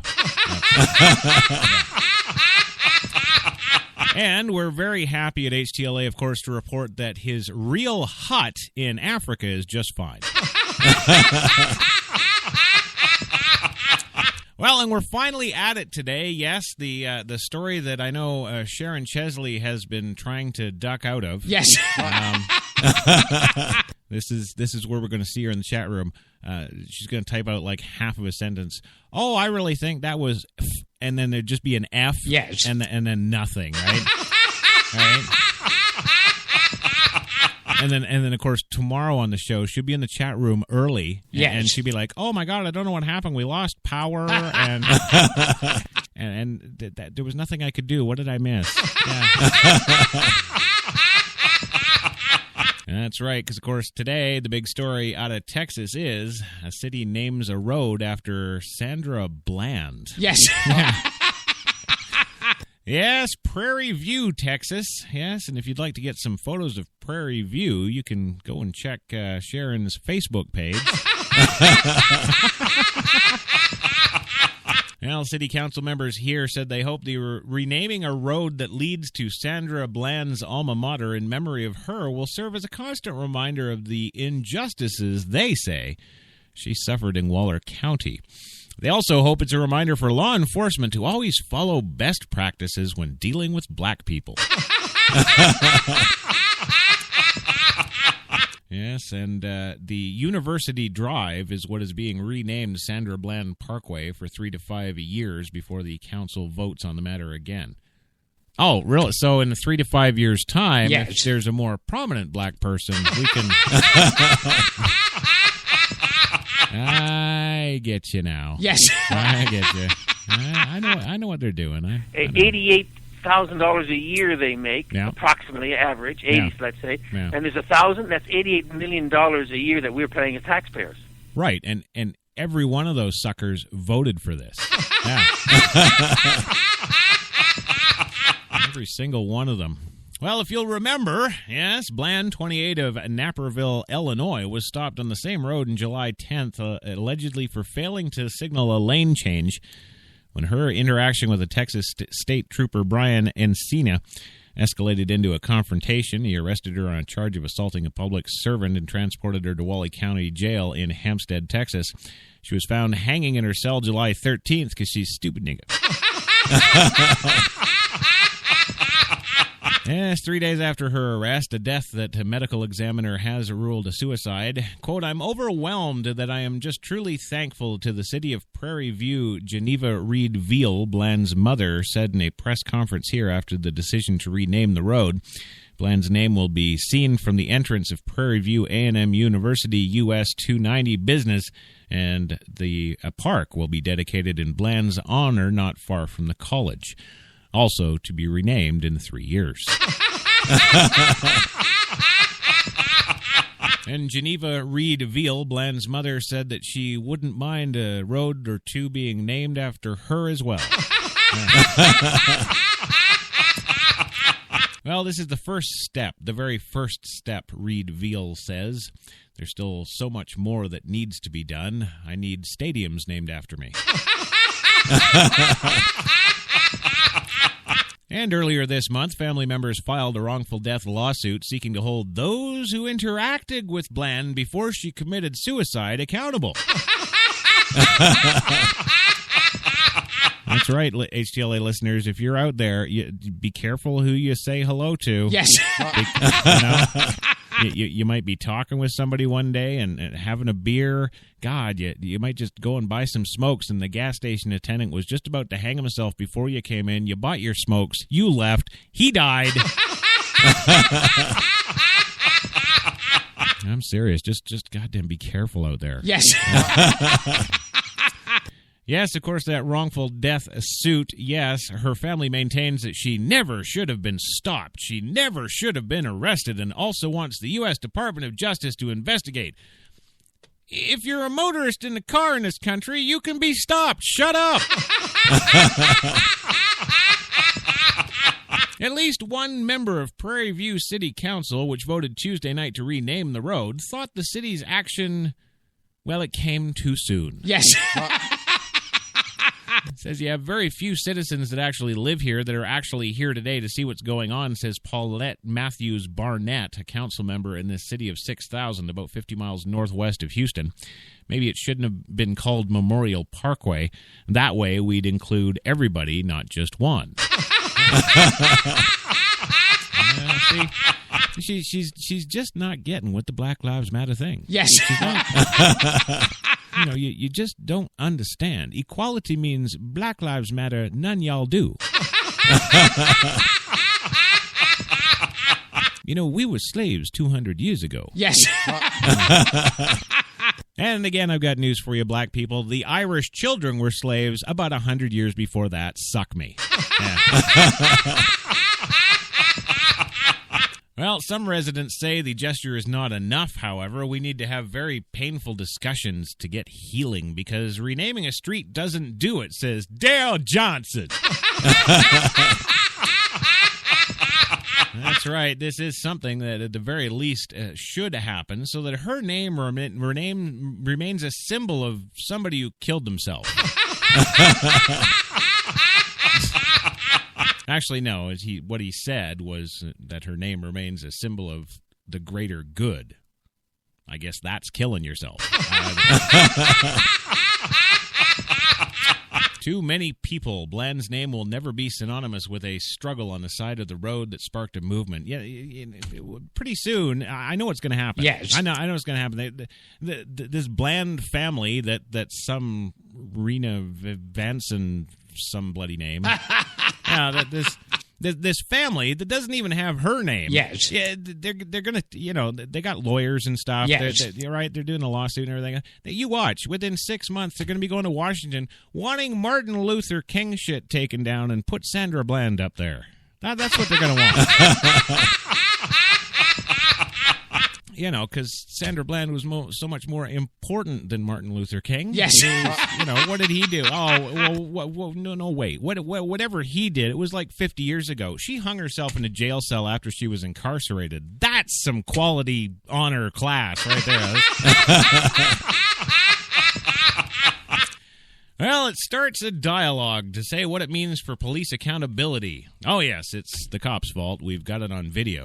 Yeah. That's right, accountability, and for community accountability to speak up. And it's a great thing, and we can support that, says Sylvia Sedilio. Okay, thanks to Sylvia. Does that make any sense at all? I don't know. Oh, damn, look at that. Jennifer Lopez's dress at the 2015 Met Gala. Damn. Oh, I'm sorry. We should rename the dress to the Sandra Bland dress.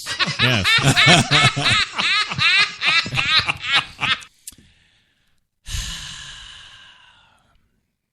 I was sick yesterday. Yes. I was. I got, I don't know, flu or syphilis or something. I don't know. But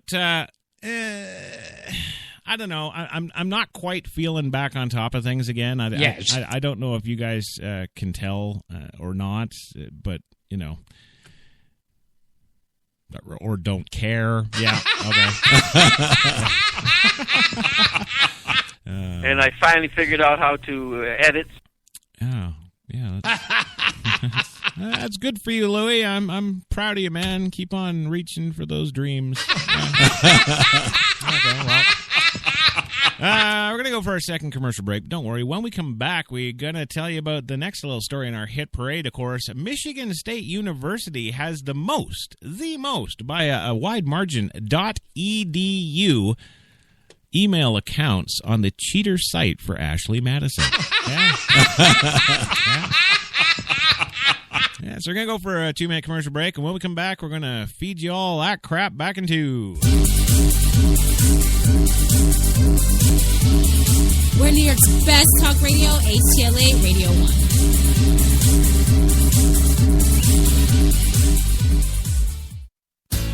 Good morning. Welcome to Tim Hortons Cafe and Bake Shop, where fresh always tastes better. What can I make you this morning? How about our new flatbread breakfast paninis? Made fresh, just for you, with your favorite breakfast ingredients on maple or multigrain flatbread, then grilled to hot, melted perfection. Just $2.99. Who couldn't warm up to that? Tim Hortons Cafe and Bake Shop, where quality really does meet value. When we arrived at our hotel in New York, the porter was so incredibly careless with our bags. And the room they gave us, it was beautiful. A broom closet. But the worst part was the shower. My wife drying herself with the Egyptian cotton towels. Shower curtain defined that whole vacation for her. Don't just visit New York. Visit TripAdvisor New York. With millions of reviews, a visit to TripAdvisor makes any destination better. Let's do a brand new day. Let's step away from the bland and let the color fly. Let's get to the one store with more #1 choices and match this or this without using too much of this. Then, let's crack open a can and get to it. Paint? No. Let's do POW. Let's do this. More saving, more doing. That's the power of the Home Depot. Glidden Duo starts at a new lower price of $25.46 a gallon.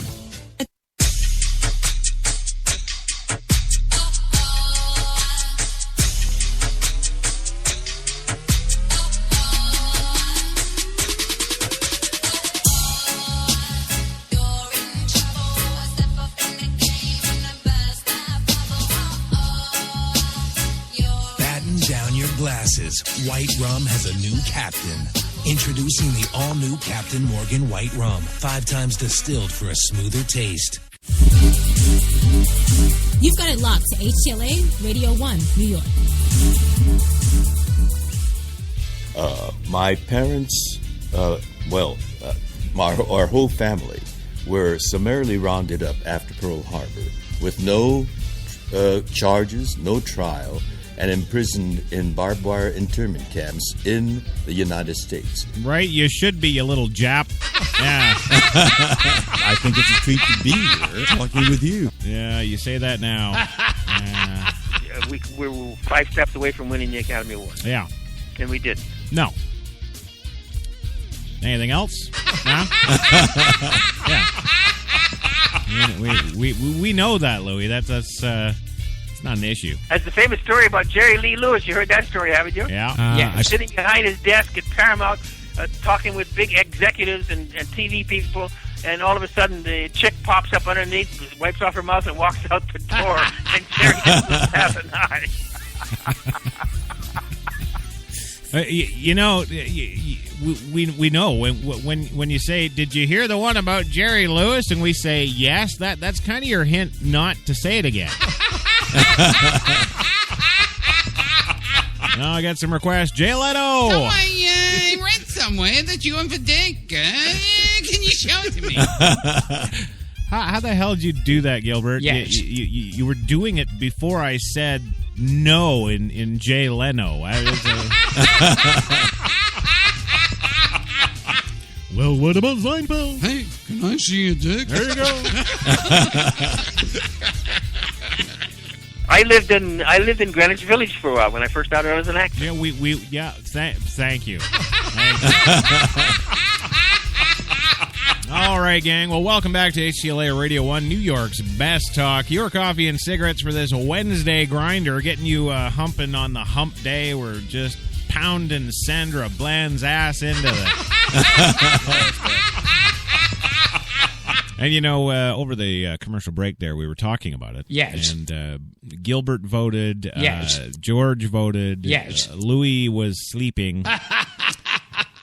Kissy Springer, of course, voted. Yes. And, of course, the one, the only, Frankie Mandel just came in out of the weather. Yeah.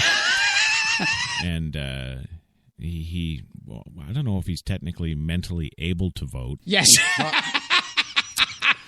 But he voted, of course, too, and of course, HTLA CEO, the one, the only Kate Taylor, she voted as well on it. And, well, it's official. Tomorrow's coffee and cigarettes, normally entitled the Thursday Double Double, is now going to be coffee and cigarettes Sandra Bland. So if you're a listener of the show, you get kind of embarrassed. Yes. You know, just tell your friends, oh, no, that's not for that dumb black chick that killed herself. No, don't do that. No, just say it's some new African blend of coffee. Yes. Oh, what are you enjoying there, Crash? Oh, I'm enjoying my lovely dark roast. Oh, bloody hell, I'm enjoying the new Sandra Bland. Yes. So yeah, just tell them that's what it is, and we'll try and get through that nightmare as well. Yes. You know, it's funny. The more I do this show, yes, the more and more time passes, the more I'm having to cover up for other people's stupidity. You know? Yeah, so be on the lookout for that tomorrow, 5 p.m. Eastern, of course. Your coffee and cigarettes, Sandra Bland. Nummy. I wasn't expecting that reaction. Well, hey, it was a vote. I had no say. No. It was, and I didn't. Yeah, so the big news, with this Ashley Madison thing, you know, we've got people committing suicide. Yes. We've got other, lots of people getting divorced. Fortunately, I'm not one of them. And there's just no end to this story. And, and of course, well, today's no different. Yeah. That's right. Oh, and I got to mention this because it's damn funny. Yes. I do. Phil DeYoung in the live chat room there, he actually says, he's talking about the Sandra Bland show vote thing, fiasco that I was not a part of. Yeah. All he says is just name it No Cream, No Sugar. And that is funny because, really, no cream, no sugar. You just take it bland. Well, moving on today, of course, that data leak on Ashley Madison, the popular website for married people who want... Oh, like how they're saying married people. Yes. Yeah, like women are going to this thing and getting, you know, the donkey dicks, right? No, let's be fair. It's all horny men. Yes. Let's just... Okay, so the data leak on Ashley Madison, the popular website for horny men. Yes, who want a little something on the side, shows Michigan State University has the most users signing in with a .edu account, according to a recent report in Inside Higher Education. It can also be found at HTLA's NewYorksBestTalk.com. You can just download the whole list.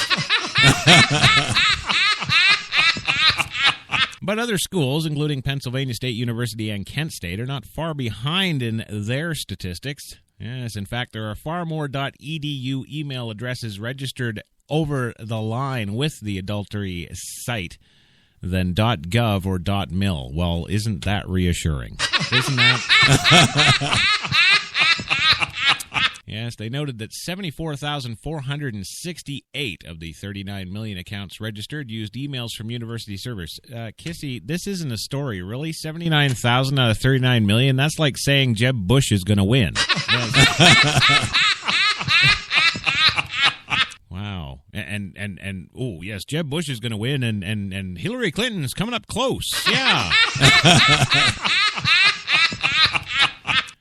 Apparently, those 74,000 are university servers. It cautions that Ashley Madison does not verify email addresses and that many colleges and universities have other email addresses for alumni as well as students and current and former employees. In July, anonymous hackers breached AshleyMadison.com, demanding it be shut down, and if it wasn't, the hackers would release customer records. On August 18th, the attackers, who call themselves the Impact Team, posted a 10-gigabyte file purporting to be from the website. On August 20th, the group doubled down, posting what appeared to be another 20 gigabytes of data, including the CEO's personal email and phone number. There you go. Well, the data leak has wreaked havoc for the famous and ordinary alike, but the impact on college students, for obvious unmarried reasons, seems to be minimal. Here's a list of the top 10 colleges represented on the adultery website from Inside Higher Education. Number 1, Michigan State University. Number 2, Pennsylvania State University. Number 3 is Kent State University. 4 is Virginia Tech. And 5 is Ivy Tech Community College. 6 is Virginia Community College. 7 is Ohio State University. 8 is University of Minnesota. 9 is University of Michigan. And 10 is New York University. You'll notice in none of those is Yale or Harvard. That's right, gentlemen, because we just pay for it. Well, Steve Landsberg, a professor of economics at the University of Rochester, is a slightly different take, writing on his blog when he attempted to find out that the percentage of faculty at 33 highly ranked universities used university... Wait a minute, that list was highly ranked universities?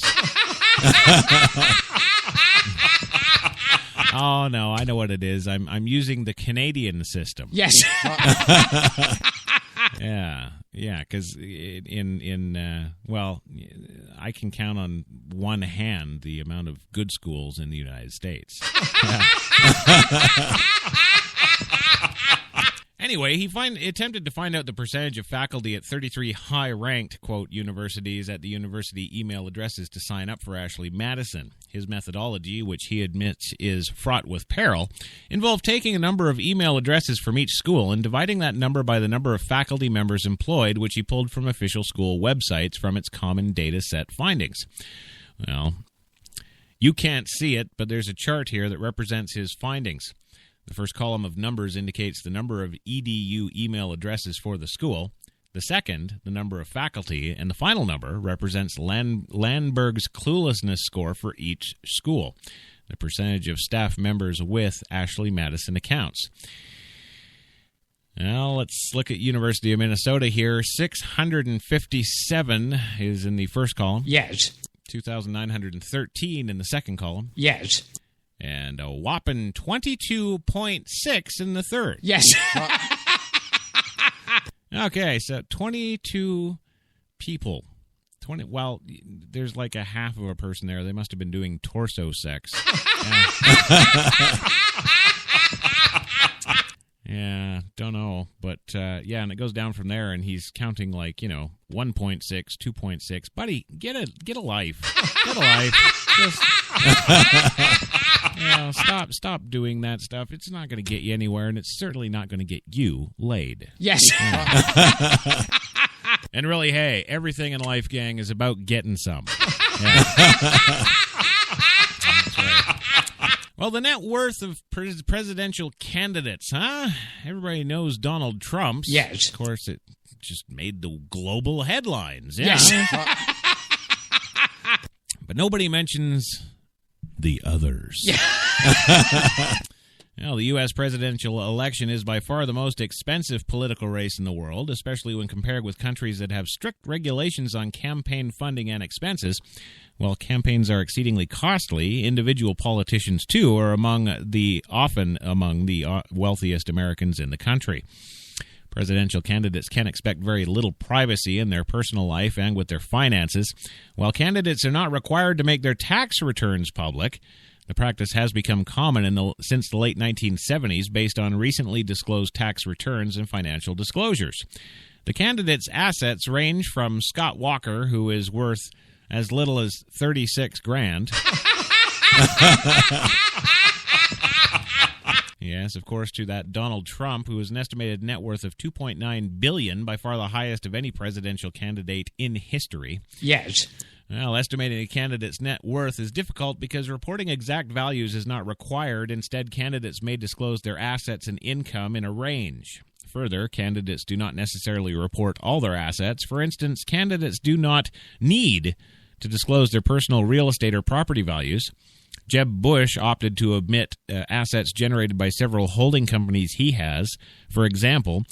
In addition, while some candidates choose to include their spouses and their disclosures, some do not. Carly Fiorina's net worth of $59 million, for example, includes that of her husband Frank, who actually goes out and makes money. When you strip it down and look at exactly what she's got, it's a Volkswagen Bug and $48. Yes. Well, Hillary Clinton's reported net worth, on the other hand, does not include assets jointly owned by her and former President Bill Clinton, who is worth by some estimates more than $50 million. In addition, the net worth of a presidential candidate does not necessarily determine the financial strength of the associated campaign. Campaign expenditures in the United States have increased more since 2010, when the U.S. Supreme Court ruled that political spending is a form of free spurts.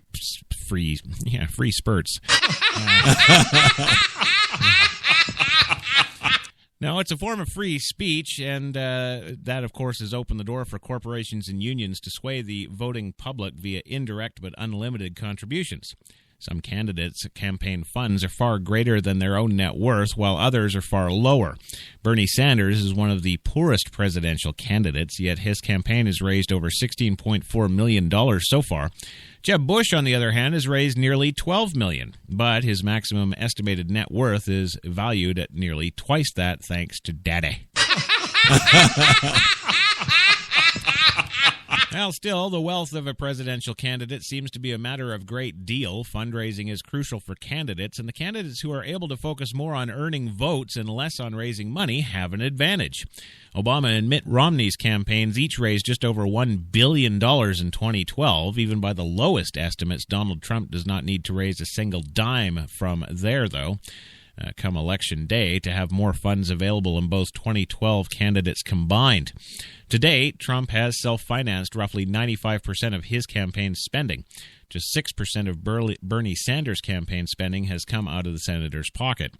To identify the net worth of each presidential candidate, 24/7 Wall Street reviewed the most recent tax filings of the 10 highest polling Republican candidates, as well as the 2 highest polling Democratic candidates. Each candidate's poll is an average of 4 widely recognized surveys of American opinion, including CNN and Fox. In order to determine ranges for each of these candidates, they relied on the best available data from at least one of the following sources: analysis from third-party sources of personal financial disclosures provided to the Federal Election Commission, statements made by the candidates themselves and their campaigns, and in the case of current members of Congress, specific net worth values obtained by the Center for Responsive Politics through 2013 tax filings. The center also provided campaign finance figures. We also considered campaign contribution totals, which each candidate for president is required to submit to the Federal Election Commission. Donald Trump, obviously, comes in at number 1. Yes, that's right. He is far and away the wealthiest individual running for the presidency. His precise net worth, however, is difficult to gauge as media estimates. His FEC financial disclosure and statements from his own campaign vary widely. Bloomberg and Forbes estimated Trump's net worth totally to be $2.9 billion and $4 billion, respectively. Trump, meanwhile, claimed a net worth of $10 billion. Trump is capable of funding his entire campaign himself. So far in the campaign, he has donated $1.8 million to himself, accounting for 95% of all his campaign funds. Trump has made numerous inflammatory remarks regarding women. No, Rosie O'Donnell. Immigrants and China, among other targets, remarks that have received mostly bad press but have helped him gain huge popularity with the actual people who should have the say in the first bloody place. Yes, the real estate tycoon is a Republican frontrunner commanding roughly 52% of GOP voters, roughly double the support garnered by next-in-line Jeb Bush. Number 2 is Carly Fiorina. Her net worth reportedly is $59 million. The first female CEO of a top 20 company ranked by Fortune magazine, Carly Fiorina is running for president under the slogan, quote, "We must once again become a nation of limitless possibility." Well, the former Hewlett-Packard CEO has been attempting to spin her previous experience as qualifying credentials. However, Fiorina was fired from her executive role at HP in 2005 after an ill-advised merger with Compaq and a 50% drop in the company's stock price. Way to go. Oh, and if you think that's good, wait till you hear number 3. Yes. Yes. That's right. Coming in at number 3, Jeb Bush, son of the former president and brother of another former Florida governor. Jeff Bush is one of the leading GOP presidential candidates. He's one of the leading, if you go down to 2%. Yes. Yeah, because he is actually behind Trump, but, by 50 points. I just want to be clear here. Yes. I'm giving, I've got the stories here that, all the media do. Yes. Right? The reason people come to Coffee and Cigarettes, Gilbert, is to get the real deal from yours truly. So I'm giving it to him. And yeah, he's 2%. Trump is 52. Suck it. Yes, he's worth an estimated $1.3 million in his years since holding public office. Between the lecture circuit and consulting jobs, Bush has amassed a small fortune. Today, Bush's campaign aides estimate his net worth to be between $19 million and $22 million. Earlier this year, the Boston Globe reported that the former governor is having a vacation home built on a $1.4 million piece of property in Kennebunkport, Maine. Though Bush is currently trailing Trump in the polls, he's not in the rearview mirror. Yes, he's trailing Trump in the polls. His campaign has raised more than $11.4 million, which is like a restaurant check to Trump. Should be noted, too, that it's about 6 times the amount of money that Trump's campaign has raised. Yes. And, well, that's because Trump's just paying for his own campaign and not taking all the lobbyists' money. Yes. Right. So we all know what that means. When it's time to make policy, he gets to do it, and he gets to do it alone. Piss off lobbyists. Oh, and it should also be noted, too. Yes. Let's see. Jeb Bush spends $11.4 million on his campaign so far. Yes. Donald Trump spends $1.8. Yes.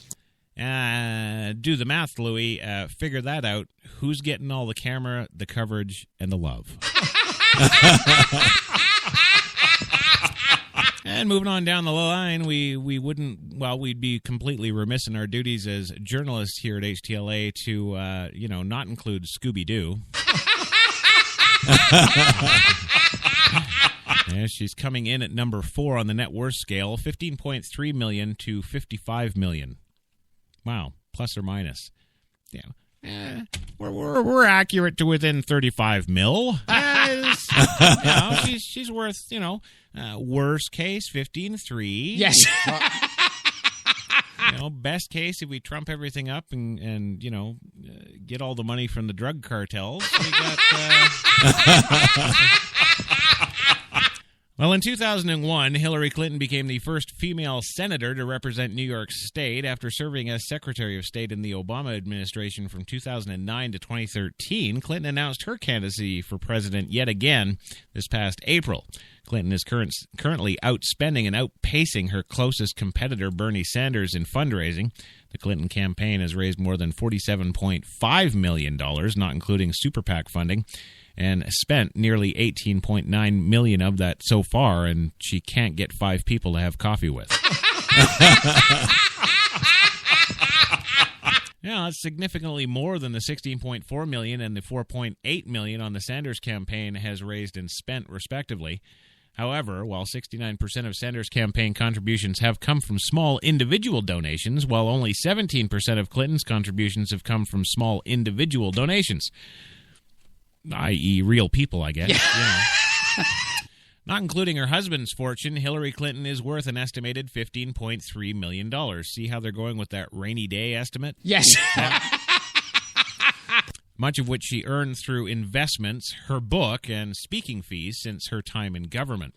Over the past several years, Clinton and her husband have spent hundreds of thousands of dollars on summer rentals in the Hamptons. Some of Clinton's influential campaign donors have urged her not to rent another home in the Hamptons while campaigning. Just don't come to the Hamptons. Stay away from us. Anyway, they did that for fear that she could be dubbed an elitist. Well, yeah. Moving on down to number 5, of course, we go to John Kasich. His net worth is $9 million to $22 million. Yes, the Ohio governor remains a long shot at the moment to become the Republican nominee in 2016. Why are we even talking about this, Kissy? This is stupid. Kasich is polling at an average of approximately 4%. He has raised $11.7 million, according to the New York Times, which places him 10th among prospective candidates of both parties for campaign finance before entering the realm of politics. And then once you enter the realm of politics, well, it just all goes downhill. Yes, and now we get to yours and mine. Yes, our favorite, our boy, our give me your fetal tissue. Or give me death. That's the one, the only Dr. Ben Carson. His net worth is $8 million to $19.6 million. He's a former neurosurgeon, and he was the head of pediatric neurosurgery at Johns Hopkins for 29 years. Carson is famous for being the first to separate conjoined twins for the first time and successfully completing other difficult surgeries. Geez, maybe he could fix the whole Israeli-Palestinian Gaza Strip thing. Ben Carson, yeah, President Carson, there's these two groups here just in Israel that have been fighting for 4,000 years. Yes. You think you want to go in and cut them? Yeah? Well, some of Carson's wealth comes from sales of the numerous books he's published, including Gifted Hands, which was adapted for a 2009 film. Carson's income sources also include a salary from his partnership at Johns Hopkins. Coming in at number 7 on the list is the one, the only, yes, give it up for Mr. Mark Huckabee. And then after you do that, give it up for Mike Huckabee. Yes. Yeah. I can read. Well, Mike Huckabee, former governor of Arkansas, is running for a second presidential campaign after losing very poorly in the 2008 Republican presidential primary to, another guy who's known for his hands, John McCain. Leading up to that first election, the New York Times reported that Huckabee's assets were valued at less than $700,000. It appears that Huckabee was able to capitalize on the fame he earned during a previous race. The former governor enjoyed lucrative speaking appearances, published several books, and began hosting his own radio show. Yeah, big deal, and I got more assets than you. Shut up. Well, the 2016 presidential hopeful and his wife recently moved into an estimated $3 million home in the Blue Mountain Ranch, Florida. Well, kiss that sucker goodbye with the storm, buddy. And, of course, his net worth has been estimated as high as $23 million by some drunk folks in the bar. Yes. You know, and that's the thing. You know, it's too bad. I really got to say, yes. It's too bad that I've made no bones about and just kept stating openly and publicly for the last 5 and a bit years of my life here that I'm a Canadian. Because you know I'm right set to pull an Obama and run myself. Yeah. And considering I've got net worth of more than almost half these guys, I can. Well, coming in at number 8 is the incredible brainiac Ted Cruz. No, I mean that, Gilbert. You should see some of his space programs. Yes. Yeah.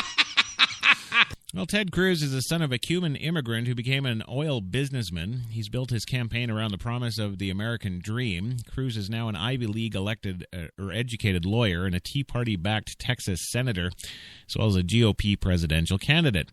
Cruz is a divisive candidate, notable for his role in the 2013 federal government shutdown. He is skeptical that global warming even poses a threat. Yeah, okay. Remember all that stuff I just said at the top of the paragraph about him being smart? Yes. Yeah. Just forget it. In fact, I'm not even going to read the rest of this crap about him. He just sucks so hard. But he's number 8 at a net worth of $1.7 million to $4.5 million, give or take a couple of million. Yeah. Coming in at number 9 is, of course, the one, the only Rand Paul. His net worth is $683,036 to $2 million. Why would you put in $683,036? Are you counting the shit in your pocket? Really? Well, Rand Paul, a Kentucky senator and ophthalmologist, is widely regarded as the most libertarian-minded presidential candidate. He, like his father, Ron Paul, has long advocated for states' right to operate without federal influence. Unlike most of his fellow GOP candidates, the bulk of Rand Paul's campaign contributions come from small individual donations, which totaled more than $3.4 million as of June. While Paul is wealthier than most members of Congress, he is by no means the wealthiest. Paul's average net worth of $1.3 million pales in comparison to that of his fellow Kentucky Senator Mitch McConnell, for example, who has an estimated average net worth of over $30 million. And finally, number 10 is Bernie Sanders. Yes, his net worth, $110,014. Yes, Bernie has an average estimated net worth of $330,507, well below other prospective presidential nominees and among the lowest compared to other members of Congress. The Vermont senator, who is the longest-serving independent in U.S. history, is a self-identified socialist. He is seeking the Democratic nomination, however, and is the most popular Democratic candidate after Hillary Clinton. In keeping with Sanders' stated intention of starting a grassroots movement, more than 90% of his campaign contributions have come from individual donors. Sanders' campaign speeches have drawn record numbers of attendance. Most recently, 19,000 people watched 2 black girls kick him off a stage. And then there's like 11, 12, 27. Yes. You know, we're not going there. But because, of course, Coffee and Cigarettes is on HTLA Radio 1. Yes. Yes, New York's best talk, and, well, we are number 1. Yes. With this whole political thing, let's talk about number 1. Well, no, I mean, Oh, that's good. No, we should just talk about the Trump. And I do have to state this as well. Now, yes. In fairness, he canceled on what was it, Monday? Yes. Right? He canceled. Couldn't make the thing work. They had some thing. Who the hell knows? Yes. Yesterday, of course, thanks to Gilbert, I was drunk and vomiting in the street. And, so the fine professionals here at HTLA Radio 1, of course, just called Mr. Trump and said that there's been a shooting. probably not safe for you to be here. Yes. So. Well, Donald Trump says he's not a bully. That's right. And psychologists happen to agree. Yeah. That's absolutely true. Donald Trump says he's not a bully, and clinically, he is exactly right. Today, Trump was again defending himself following the latest in a series of spats with network television personalities, this time with Univision anchor Georgie Ramos, who Trump's security detail booted from a news conference the previous night in Iowa. I'm not a bully, a real estate magnate and Republican presidential candidate said on the Today Show today. Americans may describe the billionaire businessman's behavior in many ways, but psychologists and experts told us today that textbook bullying shouldn't be one of them. The greater challenge, the bullying experts say, is explaining the reasons for Trump's popularity in a culture that is supposed to frown on naked aggression. Well, we have that here, and we get lots of people listening. Bullying is the repeated intentional harm of another person who has less power than you did, says Dewey Cornell, a forensic psychologist and bullying expert at the University of Virginia. If it's him and Rosie O'Donnell going each other, they may have comparable power, he said. Certainly she outweighs him. Patty McDougall, associate professor of psychology at the University of Saskatchewan, also echoes, saying that bullying does not happen when you have two equals in a fight. Dumbasses. Well, most of Trump's targets, from prominent media figures like Ramos and Fox News' Megyn Kelly to fellow presidential candidates, have societal power in their own right. Trump has singled out Kelly, one of the nation's most watched cable news hosts. Yeah, she's watched because of her frickin' ass. It's just like that Yelena Jimenez doing the Mexican weather. Yes. You know.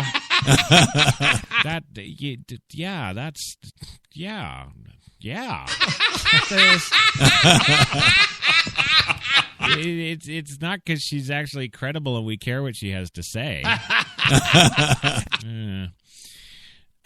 Well, Trump has singled out Kelly, one of the nation's most watched cable news hosts ever, since she pointedly questioned him during a Fox News debate. He later insinuated that she was menstruating at the time, and since then, he's hurled insults at her, including retweeting a message on Twitter that called her a bimbo. Well, those attacks became just too much for Fox News chairman Roger Ailes, who's banging Kelly. And on Tuesday, called on Trump to apologize. During Tuesday's press conference, Trump told Ramos, described as the Walter Cronkite of Spanish-language television. Yes. Yes, quote, to go back to Univision. After the reporter who hadn't been called on attempted to confront Trump about his stance on immigration. Not all of Trump's targets have been co-equals, though. In a July interview, Trump told NBC News reporter Katie Tur that she was a very naive person. When Tur stumbled while citing some statistics, he mocked her. You don't even know what you're talking about. Well, yes. You know, hey, I got an idea. Any of you great research journalists out there, yes, have you? And Trump says this. Have you read the book? Yes. Okay, there it is. I got the hardcover first edition, baby. All right, now in it, yes, he says, and he doesn't just say it once. He doesn't. Yes. No, he doesn't just say it twice. He says it like 750,000 times throughout the entire book. I don't like to waste time. So, I'm thinking if you're going to interview Donald Trump, yes, might be an idea to know what you're talking about and have your facts straight, and if you're quoting statistics, get them right, because he'll know. You media people out there, you gotta understand, you're not just interviewing another dumbass like Obama.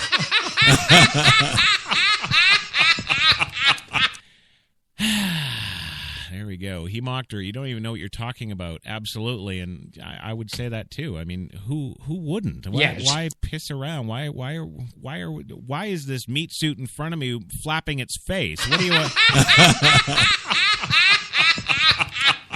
While experts may cast doubt on Trump's status as a textbook bully, there's no doubt that his style is brash and aggressive, and that it appeals to a considerable segment of the Republican electorate, which continues to place him at the top of national polls by leaps and bounds on top of all the other ninnies. Yes.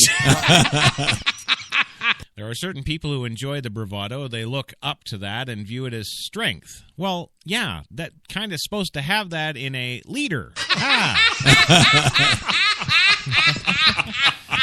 That's right. There are certain people who do enjoy that. A registered psychologist in Vancouver who's counseled adults and children of children who have been bullied is Derek Swain. He's the one who sees that people do enjoy the bravado and look up to what they view as strength. It's kind of a relic of our primitive history, Cornell says. Hierarchies were established through power and domination, not equality and black lives. Well, regardless of anybody's feelings toward him, Americans seem to enjoy watching Trump. The August debate in Cleveland was the most watched primary debate ever. This is like watching reality TV unfolded before you, says McDougal. How much of this is about the fact that we are at heart voyeurs? Trump has also targeted his GOP rivals. Trump said that South Carolina Senator Lindsey Graham, also a 2016 GOP candidate, doesn't seem like a very bright guy. Former Texas Governor Rick Perry put on glasses so people think he's smart, Trump says last month. Well, he's attacked Arizona Senator John McCain's Vietnam War service. Of course, McCain later said such attacks are Trump's trademark and that he attacks everybody. No apology is necessary, said McCain, because he's right. And I remember that, Gilbert. Yes. He's all over Senator McCain because, everybody, just glorifies the fact that McCain was a Vietnam War prisoner and he was tortured like a bitch, right? and of course, from Trump's perspective. Yes. Well, you got captured. You're combat non-effective. You're useless. You failed. Yes, there you go. So that's what up with that, America. Trump's aggressive style has risks. Last week, 2 men in Boston beat up a homeless Hispanic man. We told you about that. While invoking a Trump and making anti-immigrant comments, he condemned the attack, of course. A number of his targets have also been women. According to a 2011 column from the New York Times opinion writer Gail Collins, Trump sent her a copy of one of her previous articles in which she had taken a jab at his business record. Her photo was circled with the words, "Face of a dog." He's also called Huffington Post editor-in-chief Arianna Huffington a, quote, dog on Twitter.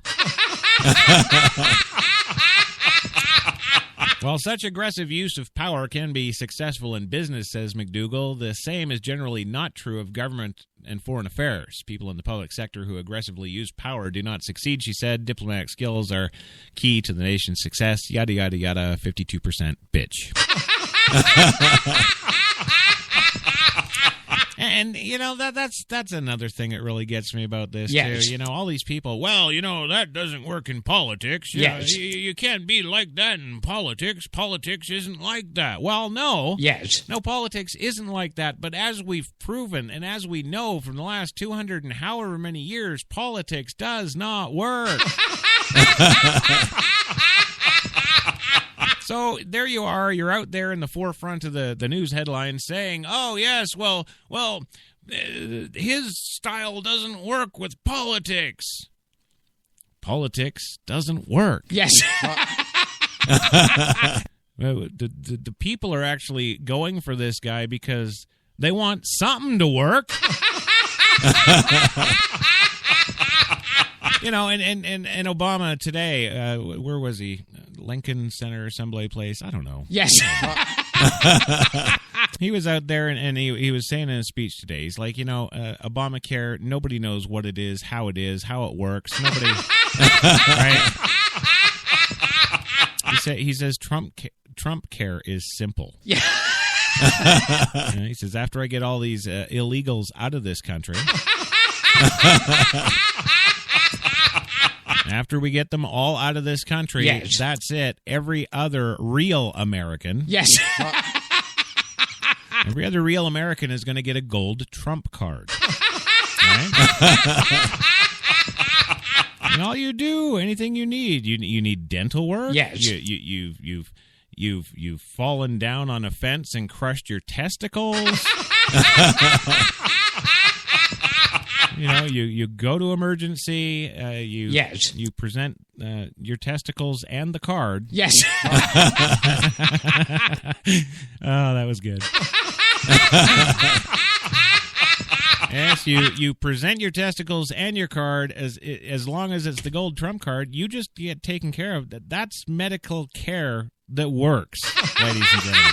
That's it. So there we go. Now that we've had that kind of upbeat and fun story, yes, let's just throw it all down the toilet with an Obama story. Yes, that's right. Washington today, President Obama has opened another front in his all-out lobbying blitz for an Iran nuclear deal. Local television stations. Yes. Yeah. He has. Obama was scheduled to give one-on-one interviews at the White House Wednesday afternoon with news anchors from Detroit, New Orleans, Philadelphia, Seattle, and Washington, D.C. It's the president's view and the new view of his team that we more elevate this discussion, that more of the American people have the opportunity to hear the arguments in favor of this agreement. More likely, they are to support it. White House Press Secretary Josh Earnest said today, and that's the reason that the president will do those interviews today as part of our ongoing effort to build as much support for this heinous, ridiculous plan as possible. Well, Ernest says the White House had targeted the television market strategically. Those are markets that are represented in the United States Congress by Democrats and Republicans, some of whom have not announced their final position on the agreement. Some of them have recently announced their position on that agreement, and I think that we can expect some supportive comments from the president in that regard.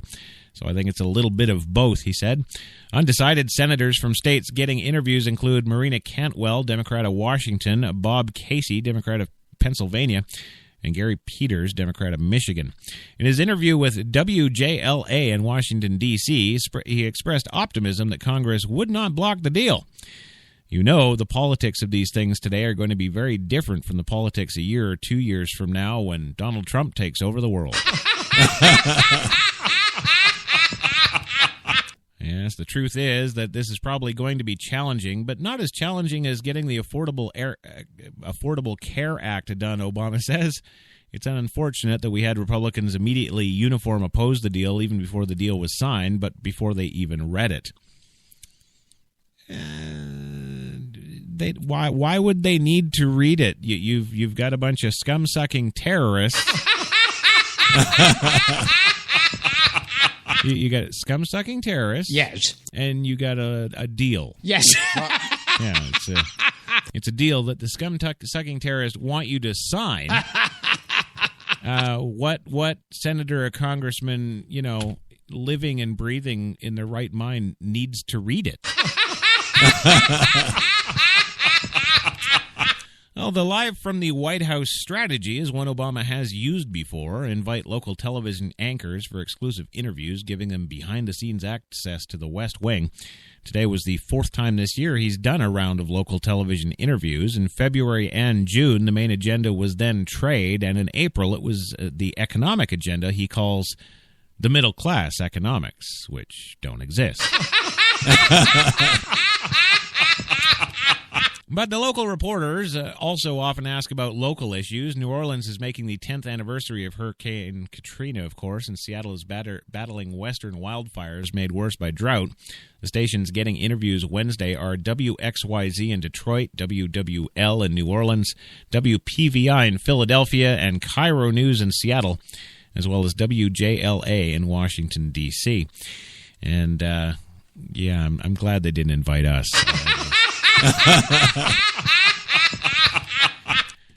Well, and finally today, yes, the final story of the day. It's right here. It's right here. Yeah. NASA says that SpaceX is not receiving any special treatment in their crash probe. No, it's true. NASA is defending its probes into the crashes of two separate rockets following suggestions by a key congressional lawmaker that the agency is showing favoritism to the aerospace company that built one of the rockets. NASA Administrator Charles Bolden Jr. said that the accidents involving an Orbital Sciences Antares rocket that crashed in Virginia in October and another involving a SpaceX rocket that crashed in Florida in June are being investigated differently. Both are facing agency reviews. He rejected suggestions by the Republican Rep. Lamar Smith of Texas, who chairs the House Science, Space, and Technology Committee, that SpaceX is receiving any preferential treatment. NASA set up an independent accident review team following the orbital mishap that allowed SpaceX to conduct its own probe into the June crash. Smith wrote to Bolden on August 4th, and Smith also questioned why NASA's only participation in SpaceX accidents consisted of including an agency representative on the company's investigative team and not in a voting capacity.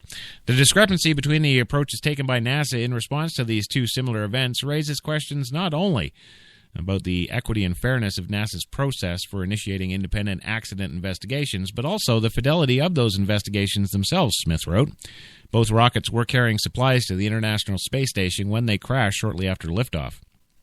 Smith said differences in the two probes seem particularly perplexing, given that SpaceX was planning to use a similar Falcon 9 vehicle to launch astronauts into space stations under a contract NASA recently awarded under the Commercial Crew Program to replace the Space Shuttle.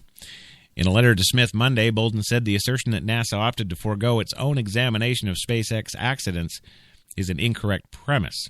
While NASA did not set up the same accident review team for the SpaceX crash that it did for the orbital accident, Bolden said, the agency is examining the June 28th SpaceX failure through existing mechanisms that he described as more efficient and just as effective as a separate review board. In both accident investigations, NASA has gained significant insight into the findings and the rationale developed by the contractors, Bolden wrote. In addition, the government is being afforded access to all data and physical evidence, as well as access to the contractor teams in support of both independent review and team efforts. Bolson also cited a long history of information sharing between NASA and the Air Force, which is also investigating the crashes. Both launches were licensed by the Federal Aviation Administration. SpaceX spokesman John Taylor said the investigation process is playing out as intended. Per the plan agreed to prior to flight, representatives from NASA, the Air Force, and the FAA have been actively involved in the SpaceX mishap investigation from day one, he said. The investigation has benefited from their expertise, and SpaceX greatly appreciates their ongoing participation in those efforts. It's not the time for members of Congress have raised questions, too, about NASA's decision to mothball the Space Shuttle and allow private contractors to compete for the job of ferrying cargo, and later this year, astronauts to the space station from launch pads in the U.S. Some lawmakers have said that the contracting process offers aerospace companies too much latitude without enough oversight. The Obama administration spars annually with Congress over how much to provide the Commercial Crew Program. Both Orbital and SpaceX contracts to deliver several payloads of supplies to the space station and have said that they expect to resume flights to the orbiting lab by the end of the year. In this letter to Smith, Bolden said lawmakers who doubt SpaceX's ability to find and fix the problem behind the June crash should be aware that NASA holds a trump card. Yes, the agency can choose not to authorize any future missions until it is satisfied. So I'm taking my toys and going the frick home. That's right. Baron Benesky, a spokesman for Orbital, also known as Orbital ATK, declined to comment on the assertion his company is being treated unfairly. We're moving forward. We're putting this all behind us, he said. How another company is being treated for whether there's fairness in the system, well, we'll leave that to NASA and the legislators to figure that out. I'm going home. So there it is. No, wrong one, Kissy. Jesus Christ, what the hell? Thank you. You know what it is? I think she actually fell asleep.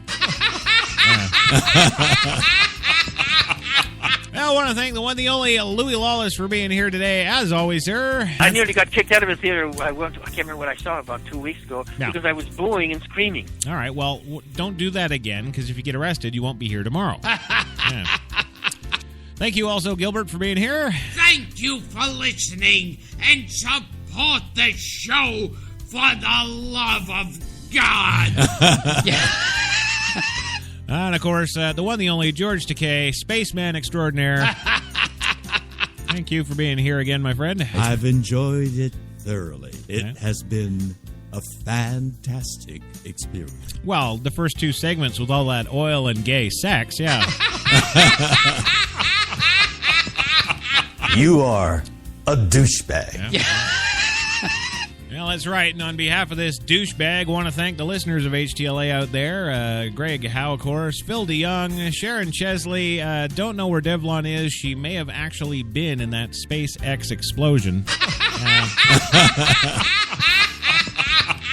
If so, of course, condolences to the Crawford family. Yeah. Don't forget to join us tomorrow. Coffee and cigarettes, your Thursday double-double, or whatever the hell they finally name it. Yes. I'll be coming at you 5 p.m. Eastern. Come join us, have a coffee, have a smoke, relax. We'll talk about some more Donald Trump. That's what we'll... Have yourselves a good night.